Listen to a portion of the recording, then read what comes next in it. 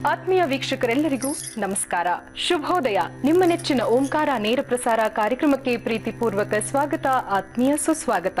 ವೀಕ್ಷಕರೇ, ಇಂದು ಶುಕ್ರವಾರ, ಶುಭ ಶುಕ್ರವಾರದಂದು ಸಕಲ ಸಂಪತ್ತುಗಳನ್ನ ದಯಪಾಲಿಸುವಂತಹ ಮಹಾಲಕ್ಷ್ಮಿಯನ್ನ ಸ್ಮರಿಸ್ತಾ ಕಾರ್ಯಕ್ರಮವನ್ನು ಆರಂಭಿಸುವ ಸಮಯ ಆಗಿದೆ. ಗುರುಗಳು ಕೂಡ ಆಗಮಿಸಿದ್ದಾರೆ. ಸಾಕಷ್ಟು ವಿಶೇಷ ಮಾಹಿತಿ ಎಂದಿನಂತೆ ನೇರ ಪ್ರಸಾರ ಕಾರ್ಯಕ್ರಮದಲ್ಲಿ ನಿಮ್ಗಿರುತ್ತೆ. ಏನಪ್ಪಾ ಮಾಹಿತಿಯನ್ನ ಈ ದಿನ ಗುರುಜಿಯವರು ತಿಳಿಸ್ಕೊಡ್ತಾರೆ? ಭಯಾನಕ ರೋಗಗಳು ನಿಮ್ಮನ್ನ ಕಾಡ್ತಾ ಇದೆಯಾ? ಆರೋಗ್ಯದಲ್ಲಿ ಸದಾ ಏರುಪೇರು ಇದ್ದೇ ಇರುತ್ತಾ? ಹಾಗಿದ್ರೆ ಜನ್ಮ ಜಾತಕದಲ್ಲಿ ಯಾವ ರೀತಿಯಾದಂತಹ ಕಾಳಸರ್ಪ ಯೋಗ ನಿಮಗಿದೆ ಅನ್ನೋದ್ರ ಬಗ್ಗೆ ಮಾಹಿತಿಯನ್ನ ತಿಳಿಸ್ಕೊಡ್ತಾರೆ. ಇನ್ನ ಎಂದಿನಂತೆ ನಿಮ್ಮ ಪತ್ರಗಳು ಹಾಗೂ ಫೋನ್ ಕರೆಗಳಿಗೂ ಕೂಡ ನೇರ ಪ್ರಸಾರ ಕಾರ್ಯಕ್ರಮದಲ್ಲಿ ಸ್ಪಂದಿಸ್ತಾ ಹೋಗ್ತೀವಿ. ಹಾಗಿದ್ರೆ ಬನ್ನಿ, ಎಲ್ಲವುದಕ್ಕೂ ಮುಂಚಿತವಾಗಿ ಗುರುಗಳನ್ನ ಬರಮಾಡ್ಕೊಳ್ಳೋ ಸಮಯ ಆಗಿದೆ. ಶ್ರೀಯುತರು ಖ್ಯಾತ ಜ್ಯೋತಿಷ್ಯರು, ಆಧ್ಯಾತ್ಮಿಕ ಧಾರ್ಮಿಕ ಚಿಂತಕರು, ಸದಾದೇವಿ ಔಪಾಸಕರು, ತೇಜೋಮಂದಿ ರಮಲಶಾಸ್ತ್ರ ಸ್ವರಶಾಸ್ತ್ರದಲ್ಲಿ ಪ್ರಾವೀಣ್ಯತೆ ಹೊಂದಿರುವ ತಂತ್ರವಿದ್ಯಾ ಪ್ರಾವೀಣರು, ದೇವಿಶ್ರೀ ಮಹಾಸಂಸ್ಥಾನದ ಸಂಸ್ಥಾಪಕರು ಹಾಗೂ ದೇವಿಶ್ರೀ ಜ್ಯೋತಿ ಪತ್ರಿಕೆಯ ಪ್ರಧಾನ ಸಂಪಾದಕರು ಆದಂತಹ ಶ್ರೀ ಶ್ರೀ ದೇವಿಶ್ರೀ ಗುರುಜಿಯವರು. ಗುರುಜಿ, ಎಲ್ಲರ ಪರವಾಗಿ ಕಾರ್ಯಕ್ರಮಕ್ಕೆ ಭಕ್ತಿಪೂರ್ವಕ ನಮನಗಳು. ಬ್ರಹ್ಮೋಸ್ಮಿ. ಗುರುಜಿ, ಮೊದಲಿಗೆ ಪಂಚಾಂಗ ಶ್ರವಣ. ಶ್ರೀ ಗುರುಭ್ಯೋ ನಮಃ. ಹರಿ ಓಂ. ಗುರುಬ್ರಹ್ಮ ಗುರುವಿಷ್ಣು ಗುರುದೇವೋ ಮಹೇಶ್ವರ. ಗುರು ಸಾಕ್ಷಾತ್ ಪರಬ್ರಹ್ಮ ತಸ್ಮೈ ಶ್ರೀ ಗುರುವೇ ನಮಃ. ಗುರುವೇ ಸರ್ವಲೋಕಾನಾಂ ವಿಷಜೇ ಪ್ರೋಗಿಣಾಂ ನಿಧಯೇ ಸರ್ವವಿದ್ಯಾನಾಂ ದಕ್ಷಿಣಾಮೂರ್ತಯೇ ನಮಃ. ಮಹಾದೇವ್ಯೇ ಚ ವಿದ್ಮಃ ವಿಷ್ಣುಪತ್ನೇ ಚ ಧೀಮಹಿ ತನ್ನೋ ಲಕ್ಷ್ಮೀ ಪ್ರಚೋದಯಾತ್. ಓಂ ಸಿದ್ಧಲಕ್ಷ್ಮೀರ್ಮೋಕ್ಷಲಕ್ಷ್ಮೀ ಜಯಲಕ್ಷ್ಮೀ ಸರಸ್ವತಿ ಶ್ರೀಲಕ್ಷ್ಮೀ ವರಲಕ್ಷ್ಮೀಶ್ಚ ಪ್ರಸನ್ನಾ ಚ ಭವ ಸರ್ವದಾ. ಓಂ ಶ್ರೀಮಾತೇಶ್ವರ್ಯೈ ನಮಃ. ಶ್ರೀ ವಿಜಯನಾಮ ಸಂವತ್ಸರ ಉತ್ತರಾಯಣ ಮಾಘ ಮಾಸ ಕೃಷ್ಣ ಪಕ್ಷ ಚತುರ್ದಶಿ ಉಪರಿ ಅಮಾವಾಸ್ಯ ನ ಶಿಶಿರ ಋತು ಧನಿಷ್ಠಾ ನಕ್ಷತ್ರ ಶುಕ್ರವಾರ. ಇದು ಪಂಚಾಂಗದ ವಿಶೇಷ. ಇನ್ನು ಈ ದಿನದ ಸೂರ್ಯೋದಯ ಆಗಿರತಕ್ಕಂಥದ್ದು 6:40. ಸಾಯಂಕಾಲ ಸೂರ್ಯಾಸ್ತ 6:24 ಆಗಲಿದೆ. ಇನ್ನು ಈ ದಿನದ ಸೂರ್ಯೋದಯ ಕಾಲಮಾನ ಪ್ರಕಾರವಾಗಿ ರಾಹುಕಾಲ ಸಾಮಾನ್ಯವಾಗಿ ಶುಕ್ರವಾರ ಅಂತಂದರೆ 10:30ರಿಂದ 12, ಆದರೆ ಈ ದಿನ 11ರಿಂದ 12 ತನಕ ಇರತಕ್ಕಂಥ. ಇನ್ನು ದುರ್ಮುಹೂರ್ತ ಈ ದಿನ 9ರಿಂದ 10 ತನಕ ಇರುತ್ತೆ. ಮಧ್ಯಾಹ್ನ 1:30ಯಿಂದ 3 ತನಕ ಇರುತ್ತೆ. ಜಾಗ್ರತೆ ಇರಬೇಕು. ಇನ್ನು ಅಭಿಜಿತ್ ಲಗ್ನ ಶುಭ ಲಗ್ನ ಎಲ್ಲಿದೆ ಅಂತ ನೋಡೋದಾದ್ರೆ, ಈ ದಿನ ಅಭಿಜಿತ್ ಲಗ್ನ ನಮಗೆ ಸಿಗುವಂಥದ್ದು ಕೇವಲ 20 ನಿಮಿಷಗಳು, ಮಧ್ಯಾಹ್ನ 12:30ರಿಂದ 1 ಮಧ್ಯದಲ್ಲಿ. ಆ ಸಮಯದಲ್ಲಿ ಕೆಲವು ಶುಭ ಮುಹೂರ್ತಗಳು, ಸಿಗ್ನೇಚರು ಅಂತ ಇಂಥದ್ದು ಏನಾದರೂ ಮಾತಾಡೋಂಗಿದ್ರೆ ಮಾತು ಕತೆ ಮುಗಿಸ್ಕೊಳ್ಳಿ, ಅದನ್ನ ಟೈಮ್ನ ಫಾಲೋ ಮಾಡ್ಕೊಳ್ಳಿ. ಇನ್ನು ಈ ದಿನ ನಮಗೂ ನಿಮ್ಗೆಲ್ಲರಿಗೂ ಗೊತ್ತೇ ಇದೆ, ಪ್ರತಿನಿತ್ಯ ನಾವು ಮಾತಸ್ಮರಾಮಿ ವಿದ್ಯಾದಾತೆ ಸರಸ್ವತಿ ಅಮ್ಮನವರ ಚಕ್ರವನ್ನು ದರ್ಶನ ಮಾಡಿ ಪ್ರತಿನಿತ್ಯ ಜ್ಞಾನ ಸಿದ್ಧಿಯಾಗಲು, ನಮಗೆ ಸದ್ಬುದ್ಧಿ ಪ್ರಾಪ್ತಿಯಾಗಲು, ಮೆಮೊರಿ ಲಾಸ್ ಆಗದೆ ಇರಲು, ಮಕ್ಕಳಿಗೆ ವಿದ್ಯಾ ಚೈತನ್ಯವನ್ನು ಸ್ಫೂರ್ತಿಯನ್ನು ಕೊಡತಕ್ಕಂತಹ ಚಕ್ರ ದರ್ಶನ ಈಗ ನೋಡ್ಕೊಂಬರೋಣ. ವಿದ್ಯಾ ಚಕ್ರದ ದರ್ಶನವನ್ನ ಮಾಡ್ಕೊಂಬಂದ್ವಿ. ಸಕಲ ವಿದ್ಯೆಗಳ ಒಂದು ಚೈತನ್ಯ ಸ್ವರೂಪಿ ಶಾರದಾ ಮಾತೆಯ ಒಂದು ಮಂತ್ರದ ಉಪದೇಶದೊಂದಿಗೆ ಒಂದು ಕಾರ್ಯಕ್ರಮವನ್ನ ಮುಂದುವರಿಸ್ತಾ ಇದೀವಿ. ಬನ್ನಿ, ಈ ದಿನದ 12 ರಾಶಿಗಳ ಗೋಚಾರ ಫಲ ಹೇಗಿದೆ ಅನ್ನೋದನ್ನ ಗುರುಜಿ ಅವರಿಂದ ಕೇಳಿ ತಿಳಿಯೋಣ. ಗುರುಜಿ, ಈ ದಿನದ 12 ರಾಶಿಯ ಫಲಾಫಲಗಳಲ್ಲಿ ಮೊದಲಿಗೆ ಮೇಷರಾಶಿ. ಮೇಷರಾಶಿಯವರಿಗೆ ಸಕಲ ಕಾರ್ಯ ಸಿದ್ಧಿ ತುಂಬಾ ಚೆನ್ನಾಗಿರ್ತಕ್ಕಂಥದ್ದು. ಹೆಣ್ಣು ಮಕ್ಕಳಿಗೆ ಈ ದಿನ ವಿಶೇಷವಾದ ರಾಜಯೋಗ, ಧನ ಸಂಪತ್ತು, ಐಶ್ವರ್ಯ ಎಲ್ಲವೂ ಒದಗಿ ಬರ್ತಿದೆ. ಈ ದಿನ ನೀವು ಒಳ್ಳೆ ಕೆಲಸಗಳನ್ನ ಮಾಡಿ ಒಳ್ಳೆ ನಿರ್ಧಾರವನ್ನ ತಗೊಳ್ಳಿ. ಜೀವನದಲ್ಲಿ ಕೆಟ್ಟದನ್ನು ಯಾರಿಗೂ ಬಯಸಬೇಡಿ. ಇನ್ನು ಸ್ವಯಂ ಉದ್ಯಮಸ್ಥರಿಗೆ, ಸ್ವಂತ ಉದ್ಯೋಗ ಮಾಡ್ತಕ್ಕಂಥವ್ರಿಗೆ, ಬಿಸ್ನೆಸ್ ಪರ್ಟಿಕ್ಯುಲರ್ಗೆ ಇಂಥವ್ರಿಗೆಲ್ಲರಿಗೂ ಉದ್ಯಮದಲ್ಲಿ ಪ್ರಗತಿ, ಆರ್ಥಿಕ ಸ್ಥಿತಿಯಲ್ಲಿ ಲಾಭ, ಮಾನಸಿಕ ನೆಮ್ಮದಿ ಕಾಣ್ತಿದ್ದೀರಿ. ಇನ್ನು ಉದ್ಯೋಗಸ್ಥರಿಗಂತೂ ಈ ದಿನ ಶುಭ ದಿನವೇ ಆಗಿರುತ್ತೆ. ಉದ್ಯೋಗದಲ್ಲಿ ಪ್ರಗತಿ, ಮನೆಯಲ್ಲಿ ಶುಭ ಸುದ್ದಿ ತುಂಬ ಚೆನ್ನಾಗಿದೆ. ಸರ್ಕಾರಿ ಉದ್ಯೋಗಸ್ಥರಿಗೆ ಈ ದಿನ ಉದ್ಯೋಗದಲ್ಲಿ ಪ್ರಗತಿ ಆಗುವಂಥದ್ದು, ಹಿರಿಯ ಅಧಿಕಾರಿಗಳ ಭೇಟಿ ಆಗುವಂಥದ್ದು ತುಂಬ ಚೆನ್ನಾಗಿದೆ. ವಯಸ್ಸಾಗಿರ್ತಕ್ಕಂಥ ವಯೋವೃದ್ಧರು ಇಷ್ಟ ವಸ್ತು ಕಳವು ನೋಡಿ, ಏನೋ ತುಂಬ ಪ್ರೀತಿ ಮಾಡುವಂಥ ವಸ್ತು, ಪ್ರೀತಿ ಮಾಡೋ ವ್ಯಕ್ತಿ ಏನಾದರೂ ಕಳ್ಕೊಳ್ಳೋಂಥ ಸಂಭವಗಳಿದೆ, ಜಾಗ್ರತೆ ವಹಿಸಬೇಕು. ಇನ್ನು ಮಕ್ಕಳ ವಿಚಾರದಲ್ಲಿ ಈ ದಿನ ಸ್ವಲ್ಪ ತಲೆಗೆ ಪೆಟ್ಟಾಗುವಂಥ ಸಂಭವ, ತಲೆನೋವು ಬರುವಂಥದ್ದು, ಒಂದೇ ಕಡೆ ತಲೆ ಭಾರ, ಸೋನೋಸ್ ಪ್ರಾಬ್ಲಮ್ ಆಗುವಂಥದ್ದು, ಕಿವಿ ನೋವಾಗಂತಂದ್ರೆ ಶಿರೋಭಾಗ, ತಲೆಯ ಭಾಗ, ಮುಖಭಾಗಕ್ಕೆ ಯಾವುದಾದ್ರೂ ತೊಂದರೆಗಳಾಗುವಂಥದ್ದು, ಜಾಗ್ರತೆ ವಹಿಸಬೇಕು. ಈ ದಿನ ವಿಶೇಷವಾಗಿ ನೀವು ಮಾಡಬೇಕಾದ ನಿರ್ವಿಘ್ನಕಾರಕ ಮಹಾಗಣಪತಿ ಅಷ್ಟೋತ್ರ, ಗಂ ಗಣಪತಿಯಿಂದ ಮಾತ್ರ ಅಷ್ಟೋತ್ರವನ್ನ ಗಣಪತಿಯನ್ನ ಪ್ರಾರ್ಥನೆ ಮಾಡ್ಕೊಂಬಿಡಿ. ಎಲ್ಲ ಆರ್ತಿ ಶುಭಫಲಗಳು ನಿಮ್ಮದೇ ಆಗುತ್ತೆ. ಇದೀಗ ವೃಷಭ ರಾಶಿ. ವೃಷಭ ರಾಶಿಯವರಿಗೆ ಹೆಣ್ಣು ಮಕ್ಕಳಿಗೆ ಆರೋಗ್ಯದಲ್ಲಿ ಪ್ರಾಪ್ತಿ, ಹೆಣ್ಣು ಮಕ್ಕಳಿಗೆ ಸ್ವಲ್ಪ ದೀರ್ಘಕಾಲದ ರೋಗಗಳು ಶಮನ ಆಗುವಂಥದ್ದು, ಮದುವೆ ಇಲ್ಲದಿರ್ತಕ್ಕ ವಿವಾಹ ಯೋಗ ಕೂಡಿ ಬರ್ತಿರ್ತಕ್ಕಂಥದ್ದು ತುಂಬಾ ಚೆನ್ನಾಗಿರ್ತಕ್ಕಂಥದ್ದು. ಇನ್ನು ಸ್ವಯಂ ಉದ್ಯೋಗಸ್ಥರಿಗೆ ಬಂಧು ಮಿತ್ರರ ಸಮಾಗಮನ, ಮನೆಗೆ ನೆಂಟರು ಬರ್ತಿದ್ದಾರೆ, ಯಾರಿಗೋ ನೆಂಟರಿಗೇನೋ ಸಹಾಯ ಮಾಡಬೇಕು ಅಂತ ಮಾಡ್ತಿದ್ರಿ, ಆದ್ರೆ ಎಕ್ಸ್ಪೆಕ್ಟೇಷನ್ ಇಸ್ಕೊಂಡು ಏನು ಸಹಾಯ ಮಾಡಬೇಡಿ. ಸಾಲ ಮಾಡಿ ಇದೇನಾದ್ರೂ ನೀವು ದುಡ್ಡು ಕೊಟ್ರೆ ಅದು ವಾಪಸ್ ಬರೋದು ತುಂಬಾ ಕಷ್ಟ. ಅದನ್ನ ಕೊಟ್ಟಿದ್ದು ನಂದಲ್ಲ ಅಂತ ಹೇಳಿ ಕೊಟ್ಬಿಡಿ, ಖಂಡಿತವಾಗ್ಲೂ ಚೆನ್ನಾಗಿ ಆಗತ್ತೆ. ಇನ್ನ ಉದ್ಯೋಗಸ್ಥರು, ಉದ್ಯೋಗ ಮಾಡತಕ್ಕಂಥವರಲ್ಲಿ ಕುಟುಂಬದಲ್ಲಿ ನೆಮ್ಮದಿಯ ವಾತಾವರಣ, ಗಂಡ ಹೆಂಡತಿಯರ ಮಧ್ಯೆ ಪ್ರೀತಿ ಪ್ರೇಮ ನಡೆಯುವಂತ ತುಂಬಾ ಚೆನ್ನಾಗಿರುತ್ತೆ. ಅತ್ತೆ ಮಾವಂದ್ರ ಮನೆಗೆ ಬರುವಂತದ್ದು, ಇದನ್ನ ಯಾರೋ ನೆಂಟರು ಬರ್ತಿದ್ದಾರೆ ಅಥವಾ ನೀವು ಹೋಗ್ತಿರೋ ನೆಂಟರ ಮನೆಗೆ ಇಂಥದ್ದೇನೋ ಶುಭ ನಡೆಯುತ್ತೆ. ಇನ್ನ ಸರ್ಕಾರಿ ಉದ್ಯೋಗಸ್ಥರಿಗಂತೂ ಎಲ್ಲಾ ವಿಚಾರದಲ್ಲೂ ಪ್ರಗತಿಯನ್ನ ಹೊಂದುವಂಥದ್ದು ತುಂಬಾ ಚೆನ್ನಾಗಿದೆ. ಅಮ್ಮನವರ ಅನುಗ್ರಹವನ್ನು ಸಹ ನೀವು ಪಡಿತೀರಿ. ಈ ದಿನ ತುಂಬಾ ವಿಶೇಷವಾದ ದಿನಾನೇ ಆಗಿರುತ್ತೆ. ಈ ದಿನ ಈ ಒಂದು ವಯಸ್ಸಾಗಿರ್ತಕ್ಕಂಥ ವಯೋವೃದ್ಧಲ್ಲಿ ಆರೋಗ್ಯದಲ್ಲಿ ಪ್ರಗತಿ ಆಗೋದು, ಕೋರ್ಟು ಕಚೇರಿಯಿಂದ ಜಯ ಸಿಗುವಂಥದ್ದು. ಇನ್ನು ಮಕ್ಕಳ ವಿಚಾರದಲ್ಲಿ ಈ ದಿನ ತುಂಬಾ ಚೆನ್ನಾಗಿರುತ್ತೆ, ಉತ್ತಮವಾದ ದಿನ. ತನ್ನ ಎಲ್ಲಾ ಸ್ಥಿತಿಗಳಲ್ಲೂ ಸಹ ತುಂಬಾ ಲವಲವಿಕೆಯಿಂದ ಎಲ್ಲಾ ಕಡೆ ಒಳ್ಳೆ ಹೆಸರು, ಒಳ್ಳೆ ಮರ್ಯಾದೆ, ರೆಸ್ಪೆಕ್ಟ್ ಎಲ್ಲವನ್ನ ಪಡ್ಕೊಂಡ್ ಬರ್ತೀರಿ. ತುಂಬಾ ಚೆನ್ನಾಗಿದೆ. ಮತ್ತಷ್ಟು ವಿಶೇಷ ಫಲಗಳಿಗೋಸ್ಕರ ಈ ದಿನ ನೀವು ಮಾಡಬೇಕಾದದ್ದು ಸುಬ್ರಹ್ಮಣ್ಯ ಸ್ವಾಮಿ ಆರಾಧನೆ, ಸುಬ್ರಹ್ಮಣ್ಯ ಸ್ವಾಮಿ ಅಷ್ಟೋತ್ರ, ಸುಬ್ರಹ್ಮಣ್ಯ ಸ್ವಾಮಿ ಆರಾಧನೆ ಮಾಡ್ಕೊಳ್ಳಿ. ಎಲ್ಲಾ ರೀತಿಯ ಶುಭಫಲಗಳು ನಿಮ್ಮದೇ ಆಗುತ್ತೆ. ಇದೀಗ ಮಿಥುನ ರಾಶಿ. ಮಿಥುನ ರಾಶಿಯವರಿಗೆ ಇದನ್ನು ನೋಡಿ, ಹೆಣ್ಣು ಮಕ್ಕಳಿಗೆ, ವ್ಯಾಪಾರ ಮಾಡುವಂಥ ಹೆಣ್ಮಕ್ಳಿಗೆ, ವಸ್ತ್ರ ಆಭರಣ ಇಂಥದ್ದೇನಾದ್ರೂ ಸ್ವಂತ ಬಿಸ್ನೆಸ್ ಮಾಡುವಂಥ ಹೆಣ್ಮಕ್ಳಿಗೆ ಅಧಿಕ ಲಾಭ ಪಡೆಯುವಂಥದ್ದು. ಮನೆಯಲ್ಲಿರ್ತಕ್ಕಂಥ ಹೆಣ್ಮಕ್ಳು ಸ್ವಲ್ಪ ಮನಸ್ಸಿಗೆ ಅಶಾಂತಿ ಆದ್ರೂ, ಬೇಸರ ಆದ್ರೂ, ಯಾರ ಮೇಲೇನೋ ಕೋಪದಿಂದ ಕೆಲಸಗಳೆಲ್ಲ ಕಂಪ್ಲೀಟ್ ಮಾಡ್ಕೊಂಡು ಕರೆಕ್ಟಾಗಿ ಮಾಡ್ತೀರಿ. ಸಾಯಂಕಾಲ ವೇಳೆಗೆ ನೆಮ್ಮದಿ ವಾತಾವರಣ ಸಿಗುವಂಥದ್ದು ತುಂಬಾ ಚೆನ್ನಾಗಿರುತ್ತೆ. ಇನ್ನ ಸ್ವಯಂ ಉದ್ಯಮಸ್ಥರು, ಸ್ವಂತ ಉದ್ಯಮ ಮಾಡತಕ್ಕಂಥವ್ರಿಗೆ ಅಧಿಕ ಲಾಭ ತುಂಬಾ ಚೆನ್ನಾಗಿರ್ತಕ್ಕಂಥದ್ದು, ಲಾಭದ ಸುರಿಮಳೆ ಬರ್ತಿದೆ. ಅದನ್ನ ಸದುಪಯೋಗ ಮಾಡ್ಕೊಳ್ಳಿ, ಕರೆಕ್ಟಾಗಿ ಕಷ್ಟ ಪಡೀತಕ್ಕಂಥ ಪ್ರತಿಫಲ ಸಿಗುತ್ತೆ. ಇನ್ನು ಉದ್ಯೋಗ ಮಾಡತಕ್ಕಂಥವ್ರಿಗೆ ಮನಸ್ಸಿಗೆ ಸಂತೋಷ, ಉದ್ಯೋಗದಲ್ಲಿ ಪ್ರಗತಿ ತುಂಬಾ ಚೆನ್ನಾಗಿದೆ. ಸರ್ಕಾರಿ ಉದ್ಯೋಗಸ್ಥರಿಗಂತೂ ಈ ದಿನ ತುಂಬಾ ವಿಶೇಷವಾದ, ಮಕ್ಕಳಿಗೆ ವಿವಾಹ ಯೋಗ, ಅಲ್ಲಿರ್ತಕ್ಕಂತಹ ಮಕ್ಕಳಲ್ಲಿ ಮನೆಯಲ್ಲಿರ್ತಕ್ಕಂಥವ್ರಿಗೆ ಯಾವ್ದಾದ್ರು ಶುಭ ಕೆಲಸ, ಶುಭ ಸಮಾರಂಭಗಳ ವೀಕ್ಷಣೆ, ಯಾರನ್ನಾದ್ರೂ ದರ್ಶನ ಮಾಡಬೇಕು, ಭೇಟಿ ಮಾಡಬೇಕು, ಇಲ್ಲ ಮಗಳದ್ದು ಜಾತಕಗಳು ತೋರಿಸ್ಬೇಕು ಅನ್ನೋದು ಲವಲವಿಕೆಯಿಂದ ಇರ್ತೀರಿ. ಆ ಕೆಲಸದಲ್ಲಿ ಸಿದ್ಧರಾಗಿರ್ತೀರಿ, ಆ ಕೆಲಸದಲ್ಲಿ ಬ್ಯುಸಿ ಆಗಿರ್ತೀರಿ, ಮಾಡಿ ಖಂಡಿತ ಒಳ್ಳೆಯದೆ. ವಯಸ್ಸಾಗಿರ್ತಕ್ಕಂಥ ವಯೋವೃದ್ಧರಲ್ಲಿ ಈ ದಿನ ದೂರದ ಪ್ರಯಾಣ ಸಂಭವ ಆಗಿರ್ತದನ್ನದ್ದು ಜಾಗ್ರತೆ ವಹಿಸಿ, ಕಳ್ಳರಿಂದ ಮೋಸ ಹೋಗುವಂತ ಪ್ರಸಂಗಗಳು ಎದುರಾಗುತ್ತೆ, ಎಚ್ಚರಿಕೆ ವಹಿಸಬೇಕು. ಇನ್ನು ಮಕ್ಕಳ ವಿಚಾರದಲ್ಲಿ ದುರಾಲೋಚನೆ ಜಾಸ್ತಿ, ಕೆಟ್ಟ ಯೋಚನೆಗಳು, ನೆಗೆಟಿವ್ ಥಾಟ್ಸ್ ಜಾಸ್ತಿ ಇರುತ್ತೆ. ಅದ್ ಮಾಡ್ಬೇಕು, ಇದ್ ಮಾಡ್ಬೇಕು, ಅವ್ನಿಗೆ ಮೋಸ ಮಾಡ್ಬೇಕು, ಅಥವಾ ಅವ್ನಿಗೆ ಚುಚ್ಬಿಡ್ಬೇಕು, ಹೊಡೆದು ಬಿಡ್ಬೇಕು, ಅವ್ನು ನಾನು ಹಿಂಗ್ ಮಾಡ್ತಾನೆ ಅಂತ ಹೇಳಿ ಎಲ್ಲ ನೆಗೆಟಿವ್ ಆಟ್ಸು, ಬೈಯುವಂಥದ್ದು, ನೆಗೆಟಿವ್ ಆಟಿಟ್ಯೂಡ್ ಇರುತ್ತೆ. ಈ ದಿನ ಸ್ವಲ್ಪ ಜಾಗ್ರತೆ ವಹಿಸಿ. ಈ ದಿನ ಒಳ್ಳೆ ಕೆಲಸಗಳನ್ನು ಮಾಡಬೇಕು. ನೀವೆಲ್ಲರೂ ಸಹ ಒಳ್ಳೇದೇ ಆಗ್ಬೇಕು ಅನ್ನೋದಾದ್ರೆ ಶಿವನ ಅಷ್ಟೋತ್ರ ಓದ್ಕೊಳ್ಳಿ, ಶಿವನ ನಾಮಸ್ಮರಣೆ ಮಾಡಿ, ಮತ್ತೆ ಶಿವಫಲಗಳು ನಿಮ್ಮದೇ ಆಗುತ್ತೆ. ಇದೀಗ ಕರ್ಕಾಟಕ ರಾಶಿ. ಇನ್ನು ಕರ್ಕಾಟಕ ರಾಶಿಯವರಿಗೆ ಈ ದಿನ ಸ್ವಲ್ಪ ಹೆಣ್ಣು ಮಕ್ಕಳಿಗೆ ಮನಸ್ಸಿಗೆ ಚಿಂತೆ, ಚಂಚಲ ಸ್ವಭಾವ. ಇದನ್ನ ಚಂಚಲ ಸ್ವಭಾವ, ಮನಸ್ಸಲ್ಲಿ ಯಾವುದನ್ನು ಇಟ್ಕೊಳ್ಳೋದಿಲ್ಲ. ಇವ್ರ ಮೇಲೆ ಯಾವುದೋ ಹಳೇದಾಗಿ ಹೇಳಿರ್ತೀರಿ, ಅದು ಈ ದಿನ ಗೊತ್ತಾಗ್ಬಿಟ್ಟು ನಿಮ್ಮ ಬಂಡವಾಳ ಆಚೆಗೆ ಬಂದ್ಬಿಡುವಂಥದ್ದು. ಈ ದಿನ ಅವಮಾನ ಆಗುವಂಥ ಸಾಧ್ಯತೆಗಳು ಜಾಸ್ತಿ. ಯಾರ ಕೈಗೂ ಸಿಕ್ಕಾಕೋಬೇಡಿ, ಏನು ಮಾತಾಡಬೇಡಿ, ಯಾರ ಹತ್ರನೂ ಕೆಟ್ಟದಾಗಿ ಬಿಹೇವ್ ಮಾಡ್ಕೋಬೇಡಿ. ಸುಮ್ಮನೆ ನಿಮ್ಮ ಪಾಡಿಗೆ ನೀವು ಇದ್ಬಿಡಿ, ಸೈಲೆಂಟ್ ಆಗಿ. ಮುಂದಿನ ದಿನಗಳಿಗೆ ಎಲ್ಲವೂ ಸರಿ ಹೋಗುತ್ತೆ.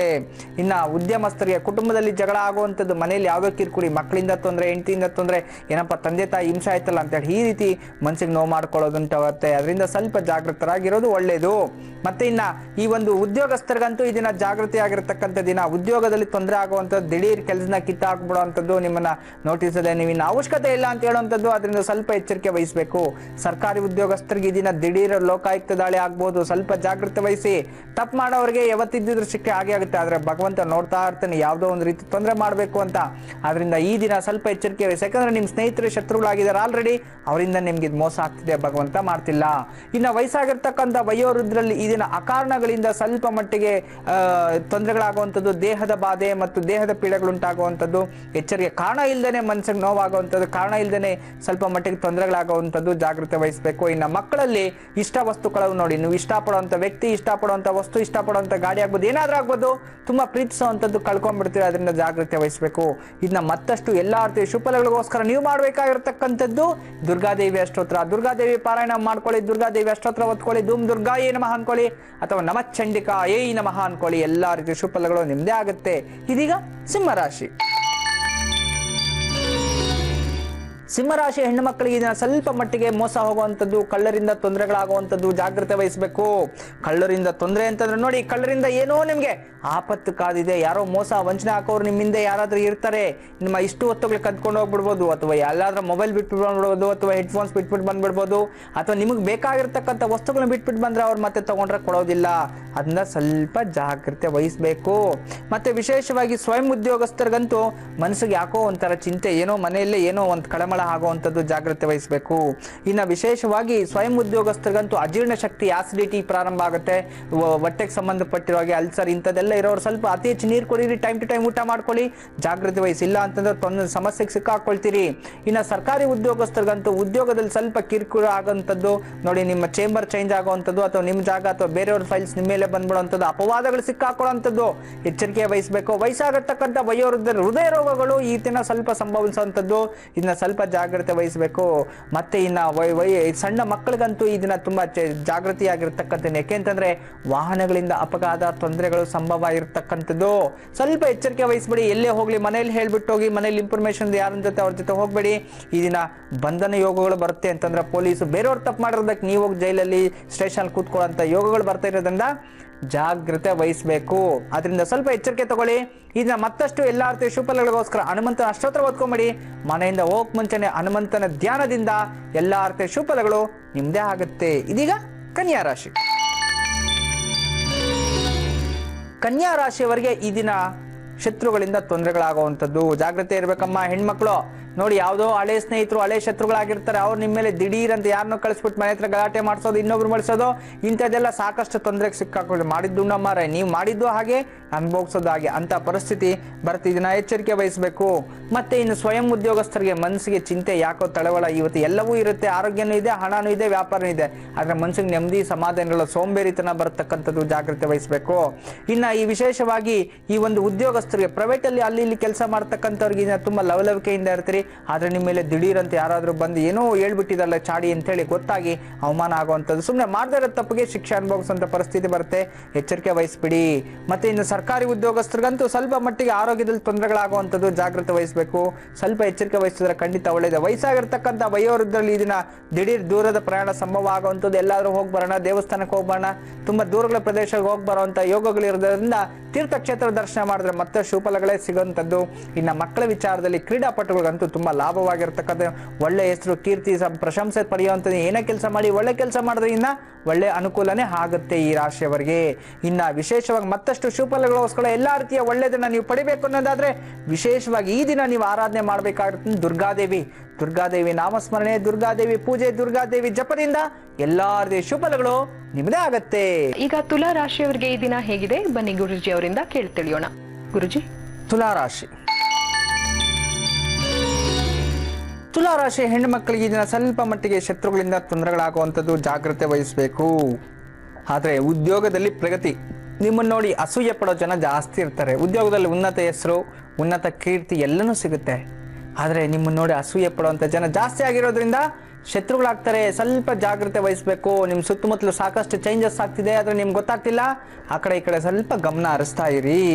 ಮತ್ತೆ ವ್ಯಾಪಾರದಲ್ಲಿ ಲಾಭ ನೋಡಿ, ಉದ್ಯಮಸ್ಥರಿಗೆ, ಸ್ವಂತ ಉದ್ಯಮ ಇಟ್ಕೊಂಡಿರುವಂಥವ್ರು, ಬಿಸ್ನೆಸ್ ಮ್ಯಾನ್ಸ್, ವ್ಯಾಪಾರದಲ್ಲಿ ಲಾಭ.